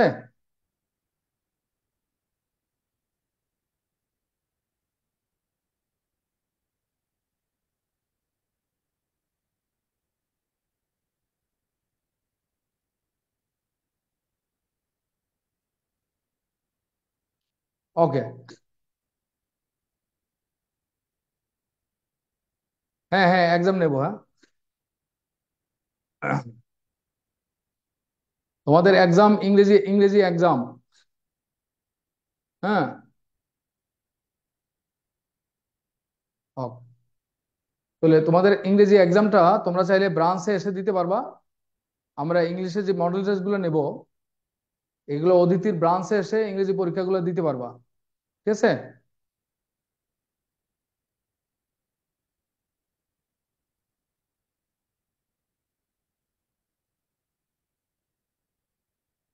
ওকে, তাহলে আমরা ইউজ অফ কোটেশন মার্কস এটা খুবই গুরুত্বপূর্ণ, হ্যাঁ। ইউজ অফ কোটেশন মার্ক এটা খুবই গুরুত্বপূর্ণ, ঠিক আছে? ইউজ অফ কোটেশন মার্ক এটা খুবই গুরুত্বপূর্ণ। তোমরা যেহেতু রচনা লিখবা, রচনাতে কোটেশন মার্ক দিতে হবে। তাহলে কোটেশন মার্ক দেওয়ার কয়েকটা কৌশল আছে। আমি কিছু ব্যতিক্রমধর্মী কোটেশন দেখাচ্ছি কিভাবে দিবা। আমি যেই কোটেশনের টেকনিকটা দেখাবো এইটা ফলো করার চেষ্টা করবা, তাইলে তুমি কোটেশন মার্কের কারণে বেশি নাম্বার পাবা। তাহলে যেহেতু তুমি রচনা লিখবা, রচনাতে 5-6টা কোটেশন তোমাকে দিতে হবে। এই কোটেশন গুলো দেওয়ার জন্য তোমার আমার এই কোটেশনের টেকনিকটা খুব কাজে লাগবে, ঠিক আছে? এটা রচনার জন্য কাজে লাগবে। আবার গ্রামার হিসেবে কোটেশন মার্ক আসতে পারে, সেখানে আসলে 5 নাম্বার আসবে, সেটাও তোমাদের জানা লাগবে। তো আজকে আমরা আলোচনা করব কোটেশন মার্কস কিভাবে, হ্যাঁ। সব ব্রাঞ্চে একসাথে ক্লাস হবে, এক্সাম হবে, সব ব্রাঞ্চে একসাথে এক্সাম হবে।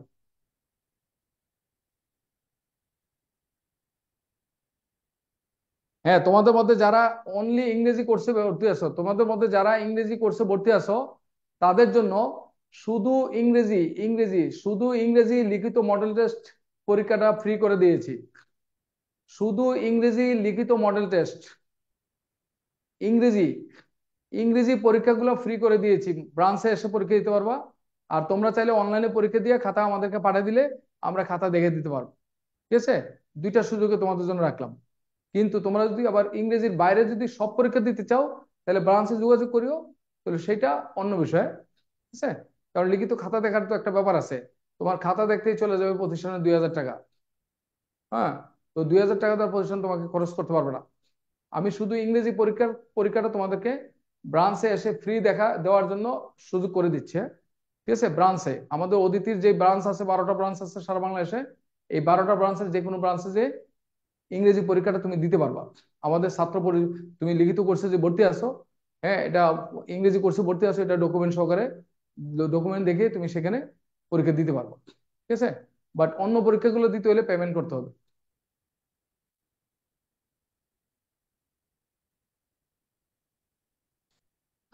তোমাদের আইডেন্টিফাই করা যাবে, তুমি এখানে যে কোর্সে আসো এটা স্ক্রিনশটটা নিয়ে যেও। তুমি যে আমাদের ইয়াতে ভর্তি হয়েছো এটা স্ক্রিনশটটা নিয়ে যেও,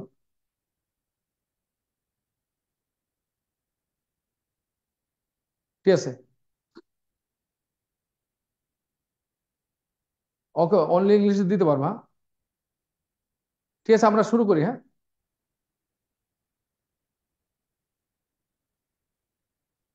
অনলাইনে ফুল রিটেন কোর্সে যারা আছো তারা ব্রাঞ্চে পরীক্ষা দিতে পারবা, হ্যাঁ?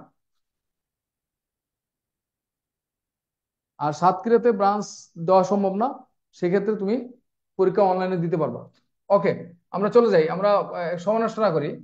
দেখো, অনেক অনেক টপিক গুলা খুব বড় টপিক, হ্যাঁ। ছোটখাটো টপিক না তো, অনেক বড় টপিক।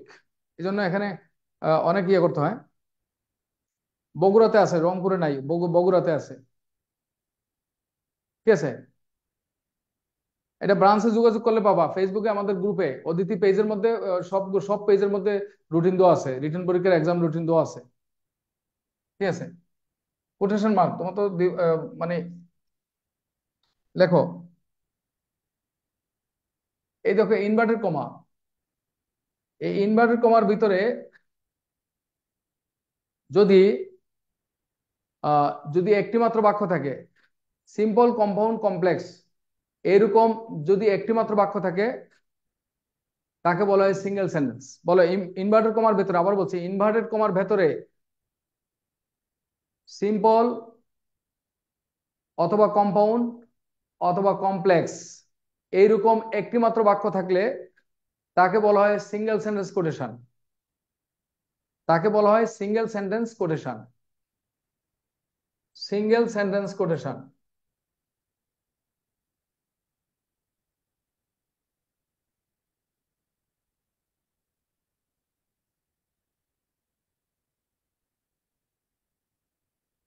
ঠিক আছে, তো আবার বলছি, ইনভার্টেড কমার ভেতরে যদি একটি মাত্র বাক্য থাকে, ইনভার্টেড কমার ভেতরে যদি একটি মাত্র বাক্য থাকে তাকে বলা হয় সিঙ্গেল সেন্টেন্স কোটেশন। আর ইনভার্টেড কমার ভেতরে যদি দুই বা তার বেশি ভিন্ন ভিন্ন বাক্য থাকে তাকে বলা হয় ডাবল সেন্টেন্স কোটেশন। ইনভার্টেড কমার ভেতরে যদি দুই বা তার বেশি ভিন্ন ভিন্ন বাক্য থাকে তাকে বলা হয় ডাবল সেন্টেন্স কোটেশন।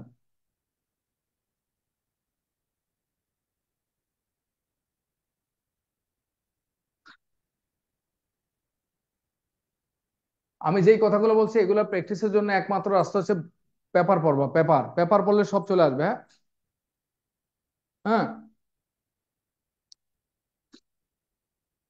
ঠিক আছে, নেওয়া যাবে। অথবা অদিতির পেজে পেজে লাইক দিলে তুমি, অদিতির পেজের মধ্যে সব দেওয়া আছে, অদিতির যে কোনো পেজ, অদিতি রাজশাহী ব্রাঞ্চের পেজ, অদিতি মিরপুর ব্রাঞ্চের পেজ, যে কোনো ব্রাঞ্চের পেজে তুমি লাইক দিয়া, হ্যাঁ লাইক দিয়ে রাখো, দেখবো তোমার কাছে এই রুটিনটা চলে যাবে। ওখানে আমরা প্রতি মাসের রুটিন, প্রতি মাসের এক্সাম রুটিন প্রতি মাসে দিয়ে দিই। এক মাসের এক্সাম রুটিন আমরা একসাথে দিয়ে দিই। ঠিক আছে, সব দেওয়া থাকে। আমাদের হটলাইনে ফোন দিয়ে পরীক্ষাগুলো ডেট জেনে নিতে পারো। ঠিক আছে, তো লেখো আগে, আমি আগে পড়াইতে দাও, আমাকে পড়াইতে দাও। হ্যাঁ, তো single sentence quotation, double sentence quotation. তো আমি বলছি ইনভার্টেড কমার ভেতরে যদি একটি মাত্র বাক্য থাকে, একটি মাত্র বাক্য বলতে এটা সিম্পল হতে পারে, কম্পাউন্ড হতে পারে, কমপ্লেক্স হতে পারে। তাহলে ইনভার্টেড কমার ভেতরে যদি একটি মাত্র বাক্য থাকে তাকে বলা হয় সিঙ্গেল সেন্টেন্স কোটেশন। আর ইনভার্টেড কমার ভেতরে যদি দুই বা তার বেশি বাক্য থাকে তাকে বলা হয় ডাবল সেন্টেন্স কোটেশন। এখন আমরা সিঙ্গেল সেন্টেন্স, হ্যাঁ, সিঙ্গেল সেন্টেন্স আর ডাবল সেন্টেন্স কোটেশনটা কিভাবে দেবো সেটা শিখো। হ্যাঁ, তাহলে সিঙ্গেল সেন্টেন্স কোটেশন আর ডাবল সেন্টেন্স কোটেশন কিভাবে দিবা?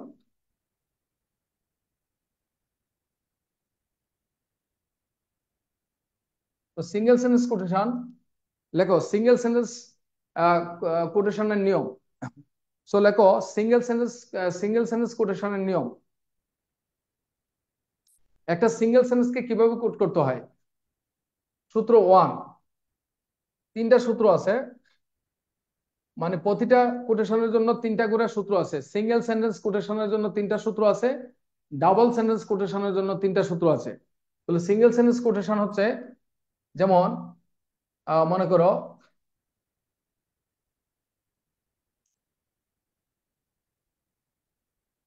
Noun plus RV plus comma plus inverted comma plus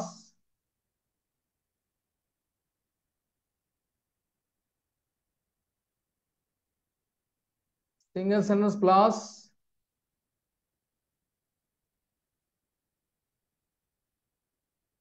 full stop অথবা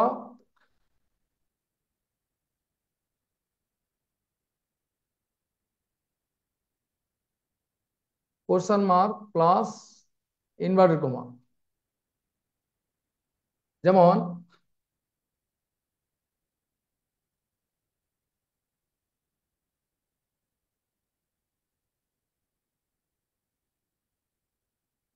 Shakespeare said,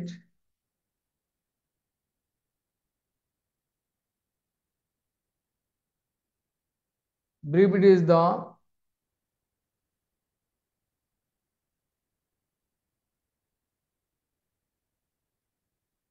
soul of wit. দেখো এটা একটা সিম্পল সিঙ্গেল সেন্টেন্স, একটা মাত্র বাক্য। এটা একটা সিম্পল সেন্টেন্স। তাহলে ইনভার্টেড কমার ভেতরে বাক্যটা যদি সিঙ্গেল সেন্টেন্স হয় এবং এই বাক্যটা যদি হাবোধক নাবোধক অথবা ইম্পারেটিভ হয়, তাহলে তারপরে তুমি ফুল স্টপ দিবা। আর ইনভার্টেড কমার বাক্যটা যদি প্রশ্নবোধক হয়, এটা সিম্পল কম্পাউন্ড কমপ্লেক্স যাই হোক না কেন, গঠনটা যদি প্রশ্নবোধক হয়, তাহলে লাস্টে ফুল স্টপ না দিয়ে প্রশ্নবোধক চিহ্ন দিবা। যেমন আরেকটা বাক্য লেখো, যেমন PB Shelley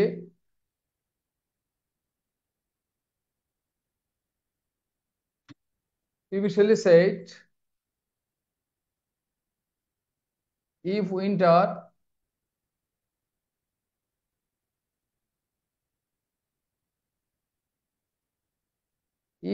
comes,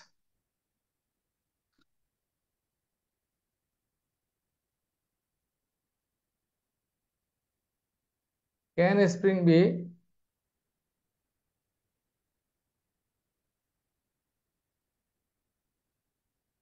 far behind? দেখো, PB Shelley said, if winter comes, can spring be far behind? তাহলে can spring be far behind, তাহলে এই সবটা মিলে হচ্ছে একটা কমপ্লেক্স সেন্টেন্স। তাহলে কমপ্লেক্স সেন্টেন্স একটা সিঙ্গেল সেন্টেন্স, কম্পাউন্ড সেন্টেন্স একটা সিঙ্গেল সেন্টেন্স, সিম্পল সেন্টেন্স একটা সিঙ্গেল সেন্টেন্স। তাহলে এই কমপ্লেক্স সেন্টেন্সের মধ্যে ইফ উইন্টার কামস এটা হচ্ছে subordinate clause, can spring be far behind এটা হচ্ছে মেইন ক্লজ। আর কমপ্লেক্স সেন্টেন্সের পরে চিহ্নটা সবসময় মেইন ক্লজের গঠন অনুযায়ী বসে, ঠিক আছে? তাহলে মেইন ক্লজের গঠন অনুযায়ী কমপ্লেক্স সেন্টেন্সের চিহ্নটা বসে। তাহলে এই সবটা বাক্য মিলে একটা বাক্য এবং বাক্যের শেষে প্রশ্নবোধক। দেখো তাহলে প্রশ্নবোধক, তাহলে সূত্র অনুযায়ী কি আছে? তাহলে এটা হচ্ছে নাউন সাবজেক্ট, তারপর হচ্ছে সেইড আরবি, তারপরে কমা, তারপরে ইনভার্টেড কমা, তারপরে দেখো সিঙ্গেল সেন্টেন্স। এই যে if winter comes can spring be far behind সবটা মিলে একটা সিঙ্গেল সেন্টেন্স। আর এই সবটার মধ্যে এটা সবটা মিলে যেহেতু প্রশ্নবোধক, তাহলে দিলাম প্রশ্নবোধক চিহ্ন দিছি, দিয়ে ইনভার্টেড কমা দিয়েছে। হ্যাঁ, 1,2, এটা সমস্যা না। 1,2 সমস্যা না। তুমি একটা সিঙ্গেল ফ্রেজকে কোট করতে 1 দিবা, আর যখন একটা বাক্যকে কোট করবা তখন ডাবল কমা দিবা। একটা বাক্য মাঝখানে যদি বাক্য থাকে তাহলে ডাবল কমা দিবা, আর মাঝখানে যদি একটা ফ্রেজ থাকে তাহলে সিঙ্গেল কমা দিবা। ফ্রেজ একটা ওয়ার্ড অথবা ফ্রেজকে হাইলাইট করতে সিঙ্গেল কমা, আর বাক্যকে হাইলাইট কোট করতে ডাবল কমা দিবা। ওকে, এখন দেখো সূত্র 2, যদি না বুঝো তাহলে পরবর্তীতে আবার কথা বলবে। দ্বিতীয় সূত্র হচ্ছে সিঙ্গেল সেন্টেন্স কোড করার দ্বিতীয় সূত্র, inverted comma plus single sentence plus comma অথবা প্রশ্ন চিহ্ন plus inverted comma plus RV plus noun plus full stop. আগের কথাটাকে যদি তুমি সিঙ্গেল সেন্টেন্স এভাবে লেখো, যেমন ব্রিভিটি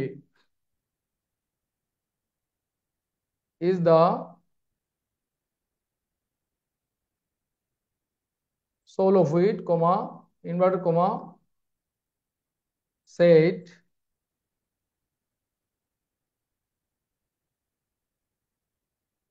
শেক্সপিয়ার। মানে এই পর্যন্ত সবাই পারবে, হ্যাঁ, এই পর্যন্ত সবাই পারবে, ঠিক আছে? মানে এই দুইটা সূত্র সবাই জানে, ঠিক আছে? এই দুইটা সূত্র সবাই জানে, তো এটা খুব সমস্যা না। আরেকটা দেখো, আরেকটা এক্সাম্পল দেখো,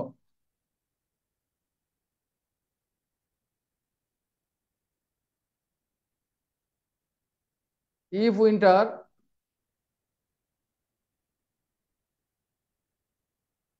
comes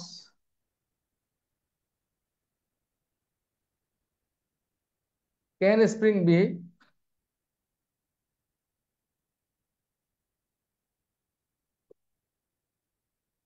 far behind, said,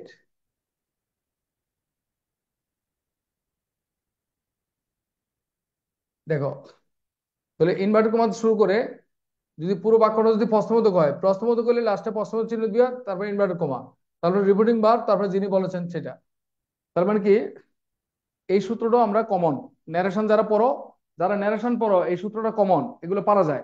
but এবার আসো রুল 3, দেখো এবার হচ্ছে পড, এটা হচ্ছে পড। এখন যেটা বলবো এটা হচ্ছে পড, পিওডি। এই পিওডিটা ফলো করবে, কারণ কুট করার সময় 1 নাম্বার এবং 2 নাম্বারটা সবাই পারে, 1 নাম্বার এবং 2 নাম্বার কোটেশনটা সবাই পারে, বাট আমি এখন যেটা বলবো এটা সবাই পারে না, এটা ফলো করার চেষ্টা করবে। রচনা বা অন্য কোথাও যখন কুট করবে তুমি এই 3 নাম্বার রুলটা দিয়ে প্রথমে, এই 3 নাম্বার রুলটা দিয়ে একটা প্রথম কোটেশনটা দিবে। যেমন 3 নাম্বার সূত্র হচ্ছে ইনভার্টেড কমা প্লাস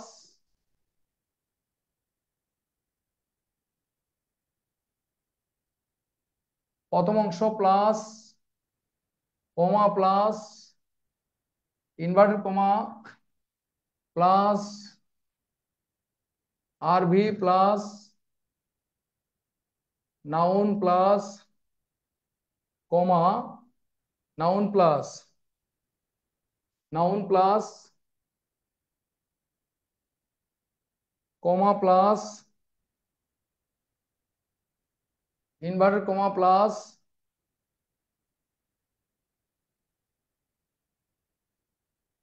তৃতীয় অংশ প্লাস ফুল স্টপ অথবা প্রশ্নবোধক চিহ্ন প্লাস ইনভার্টেড কমা। এটা হচ্ছে তৃতীয় সূত্র। এইটাই যদি দেখাইতে পারো, এইটা হচ্ছে ক্ষমতা। এই কাজটা যদি দেখাইতে পারো কোটেশনে, তাহলে তুমি নাম্বার বেশি পাবা। রচনাতে তোমাদেরকে অবশ্যই কোটেশন দিতে হবে, ঠিক আছে? রচনাতে তোমাকে অবশ্যই কোটেশন দিতে হবে। এই কোটেশনটা, এই 3 নাম্বার সূত্রটা ফলো করার চেষ্টা করবে। যেমন দেখো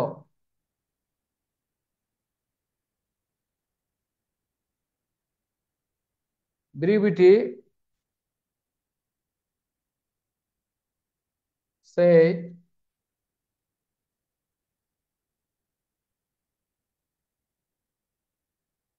Shakespeare, inverted comma, is the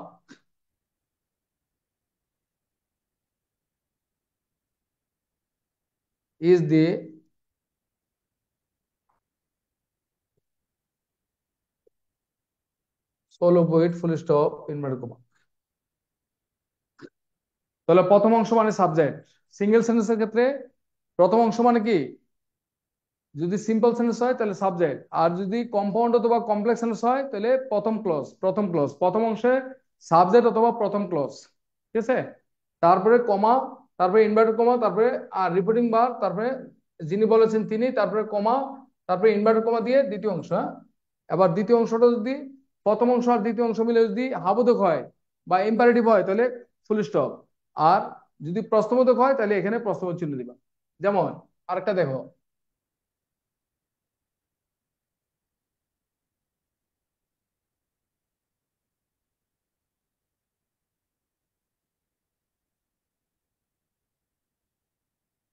if winter comes, comma,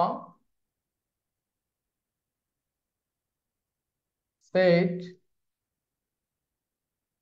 TB Shelly, comma, inverted comma দিয়ে can spring be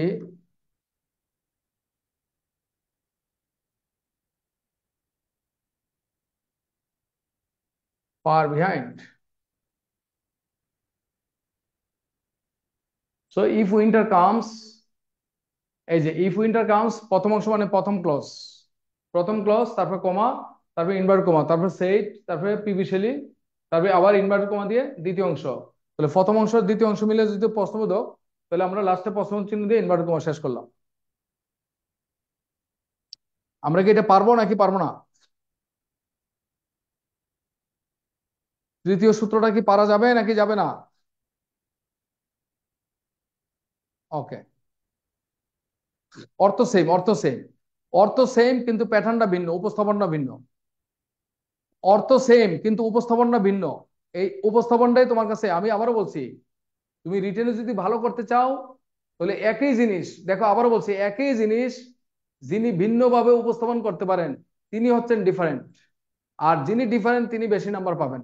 তাহলে আমরা এই সেম জিনিসটাকে 1 নম্বর সূত্র, 2 নম্বর সূত্র উপস্থাপন করেছি, 3 নম্বর সূত্র উপস্থাপন করেছি। দেখো একই জিনিসকে আমি 1 নম্বর এবং 2 নম্বরে যেভাবে উপস্থাপন করছি, 3 নম্বরে কি এইভাবে করছি নাকি একটু ভিন্নভাবে করেছি? একটু ভিন্নভাবে করেছি। আর এই কারণে 3 নম্বরটা বেশি ডিফারেন্ট হয়ে গেছে। আর লেখার ক্ষেত্রে যদি এই ডিফারেন্সটা দেখাইতে পারো তাহলে তুমি বেশি নাম্বার পাবা।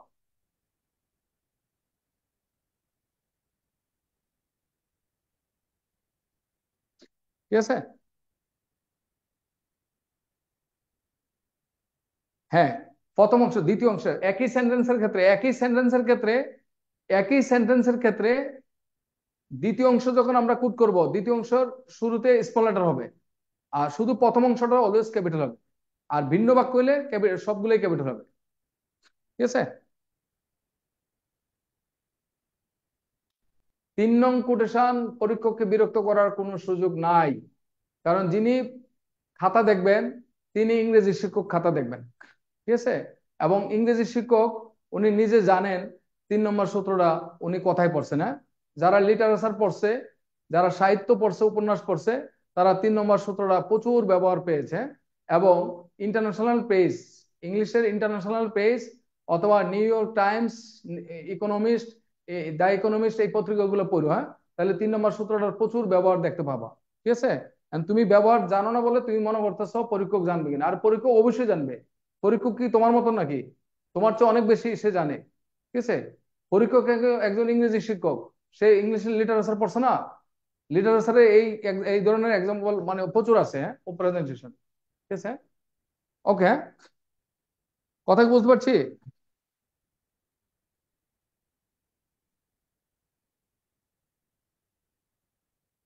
না, বাংলা কোটেশনটা পরে, তুমি ইংলিশ কোটেশনটা শিখো আগে। ইংলিশ তুইছে, ইংলিশটা বুঝছো কিনা সেটা বলো।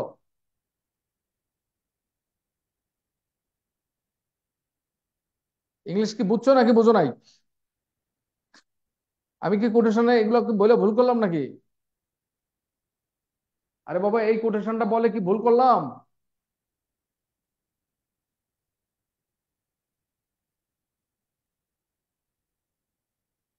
তাহলে তুমি যদি এই প্যাটার্নটা ইউজ করতে পারো তাহলে নাম্বার বেশি পাবা। হ্যাঁ, আবার বলছি, তুমি রচনার শুরুতে যদি এই প্যাটার্নটা ইউজ করতে পারো তাহলে নাম্বার পাবা। হ্যাঁ? যেমন, যেমন দেখো,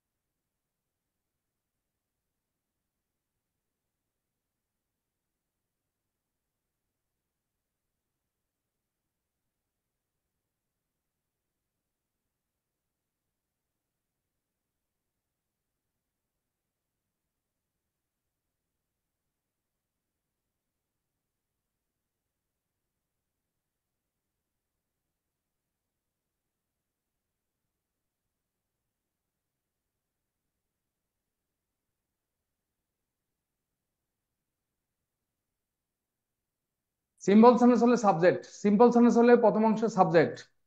আর যদি কম্পাউন্ড অথবা কমপ্লেক্স সেন্টেন্স হয় তাহলে প্রথম অংশে প্রথম ক্লজ, প্রথম অংশে প্রথম ক্লজ, আর দ্বিতীয় অংশে দ্বিতীয় ক্লজ। আর দুইটা ডাবল সেন্টেন্স হলে এটা আরেকটা সূত্র, ডাবল সেন্টেন্সের সূত্রটা আর ভিন্ন। আমি সিঙ্গেল সেন্টেন্সের সূত্র দিয়েছি, ডাবল সেন্টেন্স না। এটা একটা কম্পাউন্ড সেন্টেন্স, এটা একটা কম্পাউন্ড সেন্টেন্স, এটা একটা কম্পাউন্ড সেন্টেন্সের কোটেশন দিয়েছি।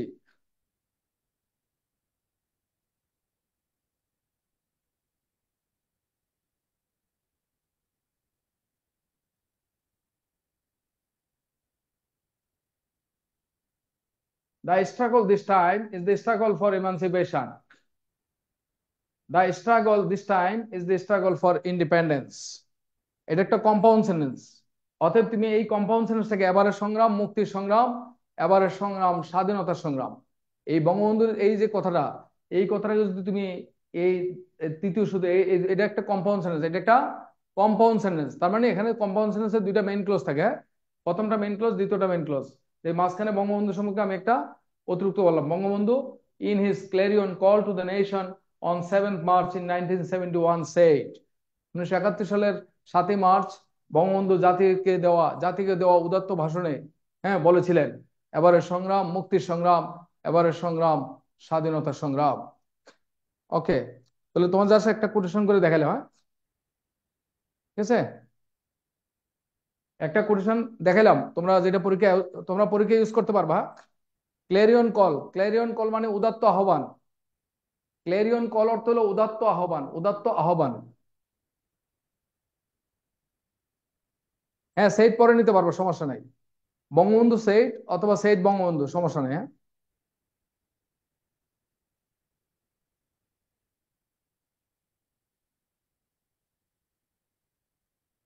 ওকে, তোমরা শুনতে পাচ্ছ? শুনতে পাচ্ছ কি? ওকে, তাহলে আজকে এখানে শেষ করলাম।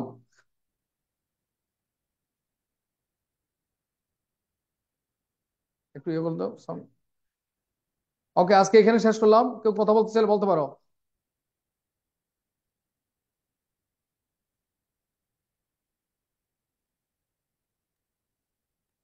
স্যার ওই যে সালামু আলাইকুম প্রাণীবাচক স্যার। ও প্রাণীবাচক যে বললেন স্যার, স্যার ওটা ক্লিয়ার করুন। বলতেছিলাম কি, আমার প্রশ্নের উত্তর দেওয়ার যে পর্যায়টা স্যার, আমরা হচ্ছে কি একটা নির্দিষ্ট সময় পর পর দিতে পারি, তাহলে স্যার আপনাকে ক্লাসে হচ্ছে কি বাধা মানে প্রদান করে আর কি, দেখা যায় অনেক। তোমরা তো প্রশ্ন একটার পর একটা করতেই থাকো, কি করবো সেটা বলো। আর আমি তাইলে আর বন্ধ করে, তাহলে দেখে প্রশ্ন দেখে বন্ধ করে দিতে হবে। আমি চোখ বন্ধ করে পড়ানো শুরু করবো, হ্যাঁ? স্যার জি প্রশ্ন স্যার, এটাই ভালো হবে আমাদের স্যার। আপনার ক্লিয়ার না মানে হলে অনেক তো বেশি সমস্যা স্যার। ইন্টারাকশন হইলে আপনার হ্যাঁ, পড়াটা হয় না, ক্লিয়ার হয় না। ওকে, তাহলে প্রশ্ন যদি স্যার যারা আমাদের করবা যদি তুমি প্রবলেম পরে না করো, থাকে তাহলে তো স্যার পরে আমাদের প্রশ্ন তো করো, ঠিক জানা আছে? দরকার। হ্যাঁ, কারণ আমি আবার স্যার বলি আমাদের তো কথা বলি। জানা দরকার স্যার, না হলে তো স্যার আমরা পরবর্তীতে কোশ্চেনটা মনে থাকবে না, ক্লিয়ার না হলে স্যার আমরা আসলে এটা না বুঝতে প্রশ্ন পারলে তো আমরা অ্যাপ্লাই করতে পারবো না স্যার। প্রশ্ন প্রশ্ন নোট করে রাখতে পারো না? কিন্তু সবাই তো লিমিট ছাড়া প্রশ্ন করে, মানে সারাক্ষণ প্রশ্ন করতেই থাকে আচ্ছা, করতেই প্রশ্ন থাকে, যেটা পেতে করলেও শুনো হয়। শুনো, প্রয়োজনীয় সংখ্যক প্রশ্ন করো, প্রয়োজনীয় সংখ্যক। অপ্রয়োজনীয় যদি সব প্রশ্ন করো তাহলে তো মনে করো স্বাভাবিকভাবে ফোকাসটা অন্যদিকে চলে যায়, বুঝো না? আর এমনি তো তোমাদের সরাসরি তো দেখতে পাচ্ছি না, তাই না? তো এইখানে তো স্বাভাবিক ব্যাপার, কিছুটা এই অস্বস্তি কাজ করবেই। হ্যাঁ, এখন তোমার প্রশ্ন করলে উত্তর না দিলে আবার তোমরা মনে করবা স্যার উত্তর দিচ্ছে না, এটা সেটা, তখন কথাগুলো তো স্যার অন্যদিকে আপনি চলে যায়। সেটা ক্লাস স্যার একটু পর আপনি সেটা ক্লিয়ার করে দেন, কিন্তু অনেকেই তার আগেই প্রসেসটা করে বসে, সেজন্য সমস্যাটা স্যার হয়ে যাচ্ছে, দুইবার একটা করে কথা বলতে হচ্ছে স্যার আপনাকে। হ্যাঁ, সেটাই বলছি, হ্যাঁ। তো ঠিক আছে, স্যার আমি চেষ্টা করেছি তোমাদেরকে, স্যার আমি যেই আরেকটা কথাগুলো বিষয় স্যার, বলছি। এরপর থেকে স্যার, হ্যাঁ, স্যার যে বিষয়টা আপনার কাছে স্যার বেশি গুরুত্বপূর্ণ পরীক্ষার জন্য, সেই বিষয় দিয়ে শুরু করলে স্যার আমাদের জন্য একটু ভালো হতো স্যার। কোনটা কোনটা? মানে স্যার যে বিষয়গুলো পরীক্ষাতে মাস্ট আসবে স্যার, যে টপিকস। যেই টপিক থেকে মার্কস আসবে, আমি যেটা বলবো সেটা থেকে মার্কস আসবে, হ্যাঁ? তুমি নিশ্চিত থাকো, যেটা বলবো সেটা থেকে মার্কস আসবে। আমি কোনো কথা এমন অপ্রয়োজনীয় কোনো কিছু পড়াচ্ছি না। এই যে যেটা পড়াচ্ছি এটা তো তুমি রচনার মধ্যে, তুমি আজকে এই যে কথাটা বললাম এটা তো রচনা ইউজ করতে পারবা। এই তো রচনার মধ্যে এটা এই কোটেশন ইউজ করতে পারবা, তাহলে এটা আমি তো করে দিলাম। Thank you, thank you sir. তো স্যার একটা তোমার যে কোশ্চেন। রচনা আছে না, যে রচনা আসবে এই রচনাতে এই কথাটা উল্লেখ করতে পারবা, তো এইটা তো ভিন্ন হয়ে গেল। স্যার একটা কোশ্চেন ছিল স্যার। হ্যাঁ শিওর। স্যার এই যে কম্পাউন্ড সেন্টেন্সের ক্ষেত্রে স্যার দ্বিতীয় অংশে কি ওই যে স্যার ফ্যান বয়েস বা ট্রানজিশনের ওইটা কি বসাইতে হবে নাকি ওইটা বাদে বসাইতে হ্যাঁ হবে? বলছো কম্পাউন্ড সেন্টেন্সে সবসময় ফ্যান বয়স থাকে না, বলো কম্পাউন্ড সেন্টেন্সে প্রথমত দুইটা মেইন ক্লোজের মাঝখানে ফ্যান বয়স থাকবে এক, তারপর হচ্ছে কম্পাউন্ড সেন্টেন্সে সেমিকোলন থাকবে, মানে ট্রানজিশন থাকবে দুই, অথবা দুইটা কম্পাউন্ড সেন্টেন্সের মাঝখানে দুইটা মেইন ক্লোজের মাঝখানে যদি কমও থাকে তখন এটা কম্পাউন্ড সেন্টেন্স হবে। এই যে যদি সেমিকোলন থাকে তাহলে কম্পাউন্ড সেন্টেন্সটাকে যদি আমরা তৃতীয় সূত্রে উপস্থাপন করি, কোনো কম্পাউন্ড সেন্টেন্সকে যদি আমরা তৃতীয় সূত্রে উপস্থাপন করি, তাহলে সেই কম্পাউন্ড সেন্টেন্সে যদি সেমিকোলন থাকে ওই সেমিকোলনটা উঠে যাবে, হ্যাঁ সেমিকোলনটা উঠে যাবে, ঠিক আছে, দ্বিতীয় অংশে আর সেমিকোলনটা তখন কুট করার সময় আর লিখতে হবে না। জি স্যার, থ্যাংক ইউ স্যার। এবার বুঝতে পারছো কি বলছি? ওই যে কমা চলে আসছে, এই দেখো কমা, ওই কোথায়, ওই দেখো কমা, ওই দেখছো এই কমা, এই কমাটাই সেমিকোলনের কাজ করছে, হ্যাঁ। জি স্যার। জি স্যার, তোমরা কি বুঝতে আসসালামু পারছো? আলাইকুম। বুঝতে পারছো? হ্যাঁ জি স্যার। একটু পড়ার চেষ্টা করো, পড়ার চেষ্টা করো, কারণ এগুলো সবাই ইউজ করবে না, ওই অন্যগুলো সবাই ইউজ করবে, এইগুলোতে ইউজ করতে হবে তোমাকে। তাহলে তুমি যদি লেখার মধ্যে বেশি নাম্বার পেতে চাও তাহলে এই টেকনিক তো তোমাকে অবশ্যই আয়ত্ত করতে হবে। এখন থেকে তোমরা যে রচনা মনে করো 5টা 6টা করে তো কোটেশন দিবা, তাহলে 5টা 6টা করে কোটেশন দেওয়ার ক্ষেত্রে তুমি প্রথমে একটা দুইটা কোটেশন, প্রথম কোটেশনটা অন্তত তৃতীয় সূত্রে উপস্থাপন করবা, ঠিক আছে, প্রথম কোটেশনটা তৃতীয় সূত্র উপস্থাপন করবা, তারপর হচ্ছে দ্বিতীয় সূত্র, তারপর হচ্ছে প্রথম সূত্রে যাবা, ঠিক আছে। এটা হচ্ছে তোমাকে ফলো করার চেষ্টা করো, তাইলে তুমি বেশি নাম্বার পাবা। হ্যাঁ তাহলে আমি সিঙ্গেল সেন্টেন্সটা দিলাম, ডাবল সেন্টেন্সটা দেই কিন্তু, হ্যাঁ ডাবল সেন্টেন্সটা পরে নিও, ঠিক আছে। আল্লাহ হাফেজ। আসসালামু আলাইকুম স্যার। ঠিক আছে।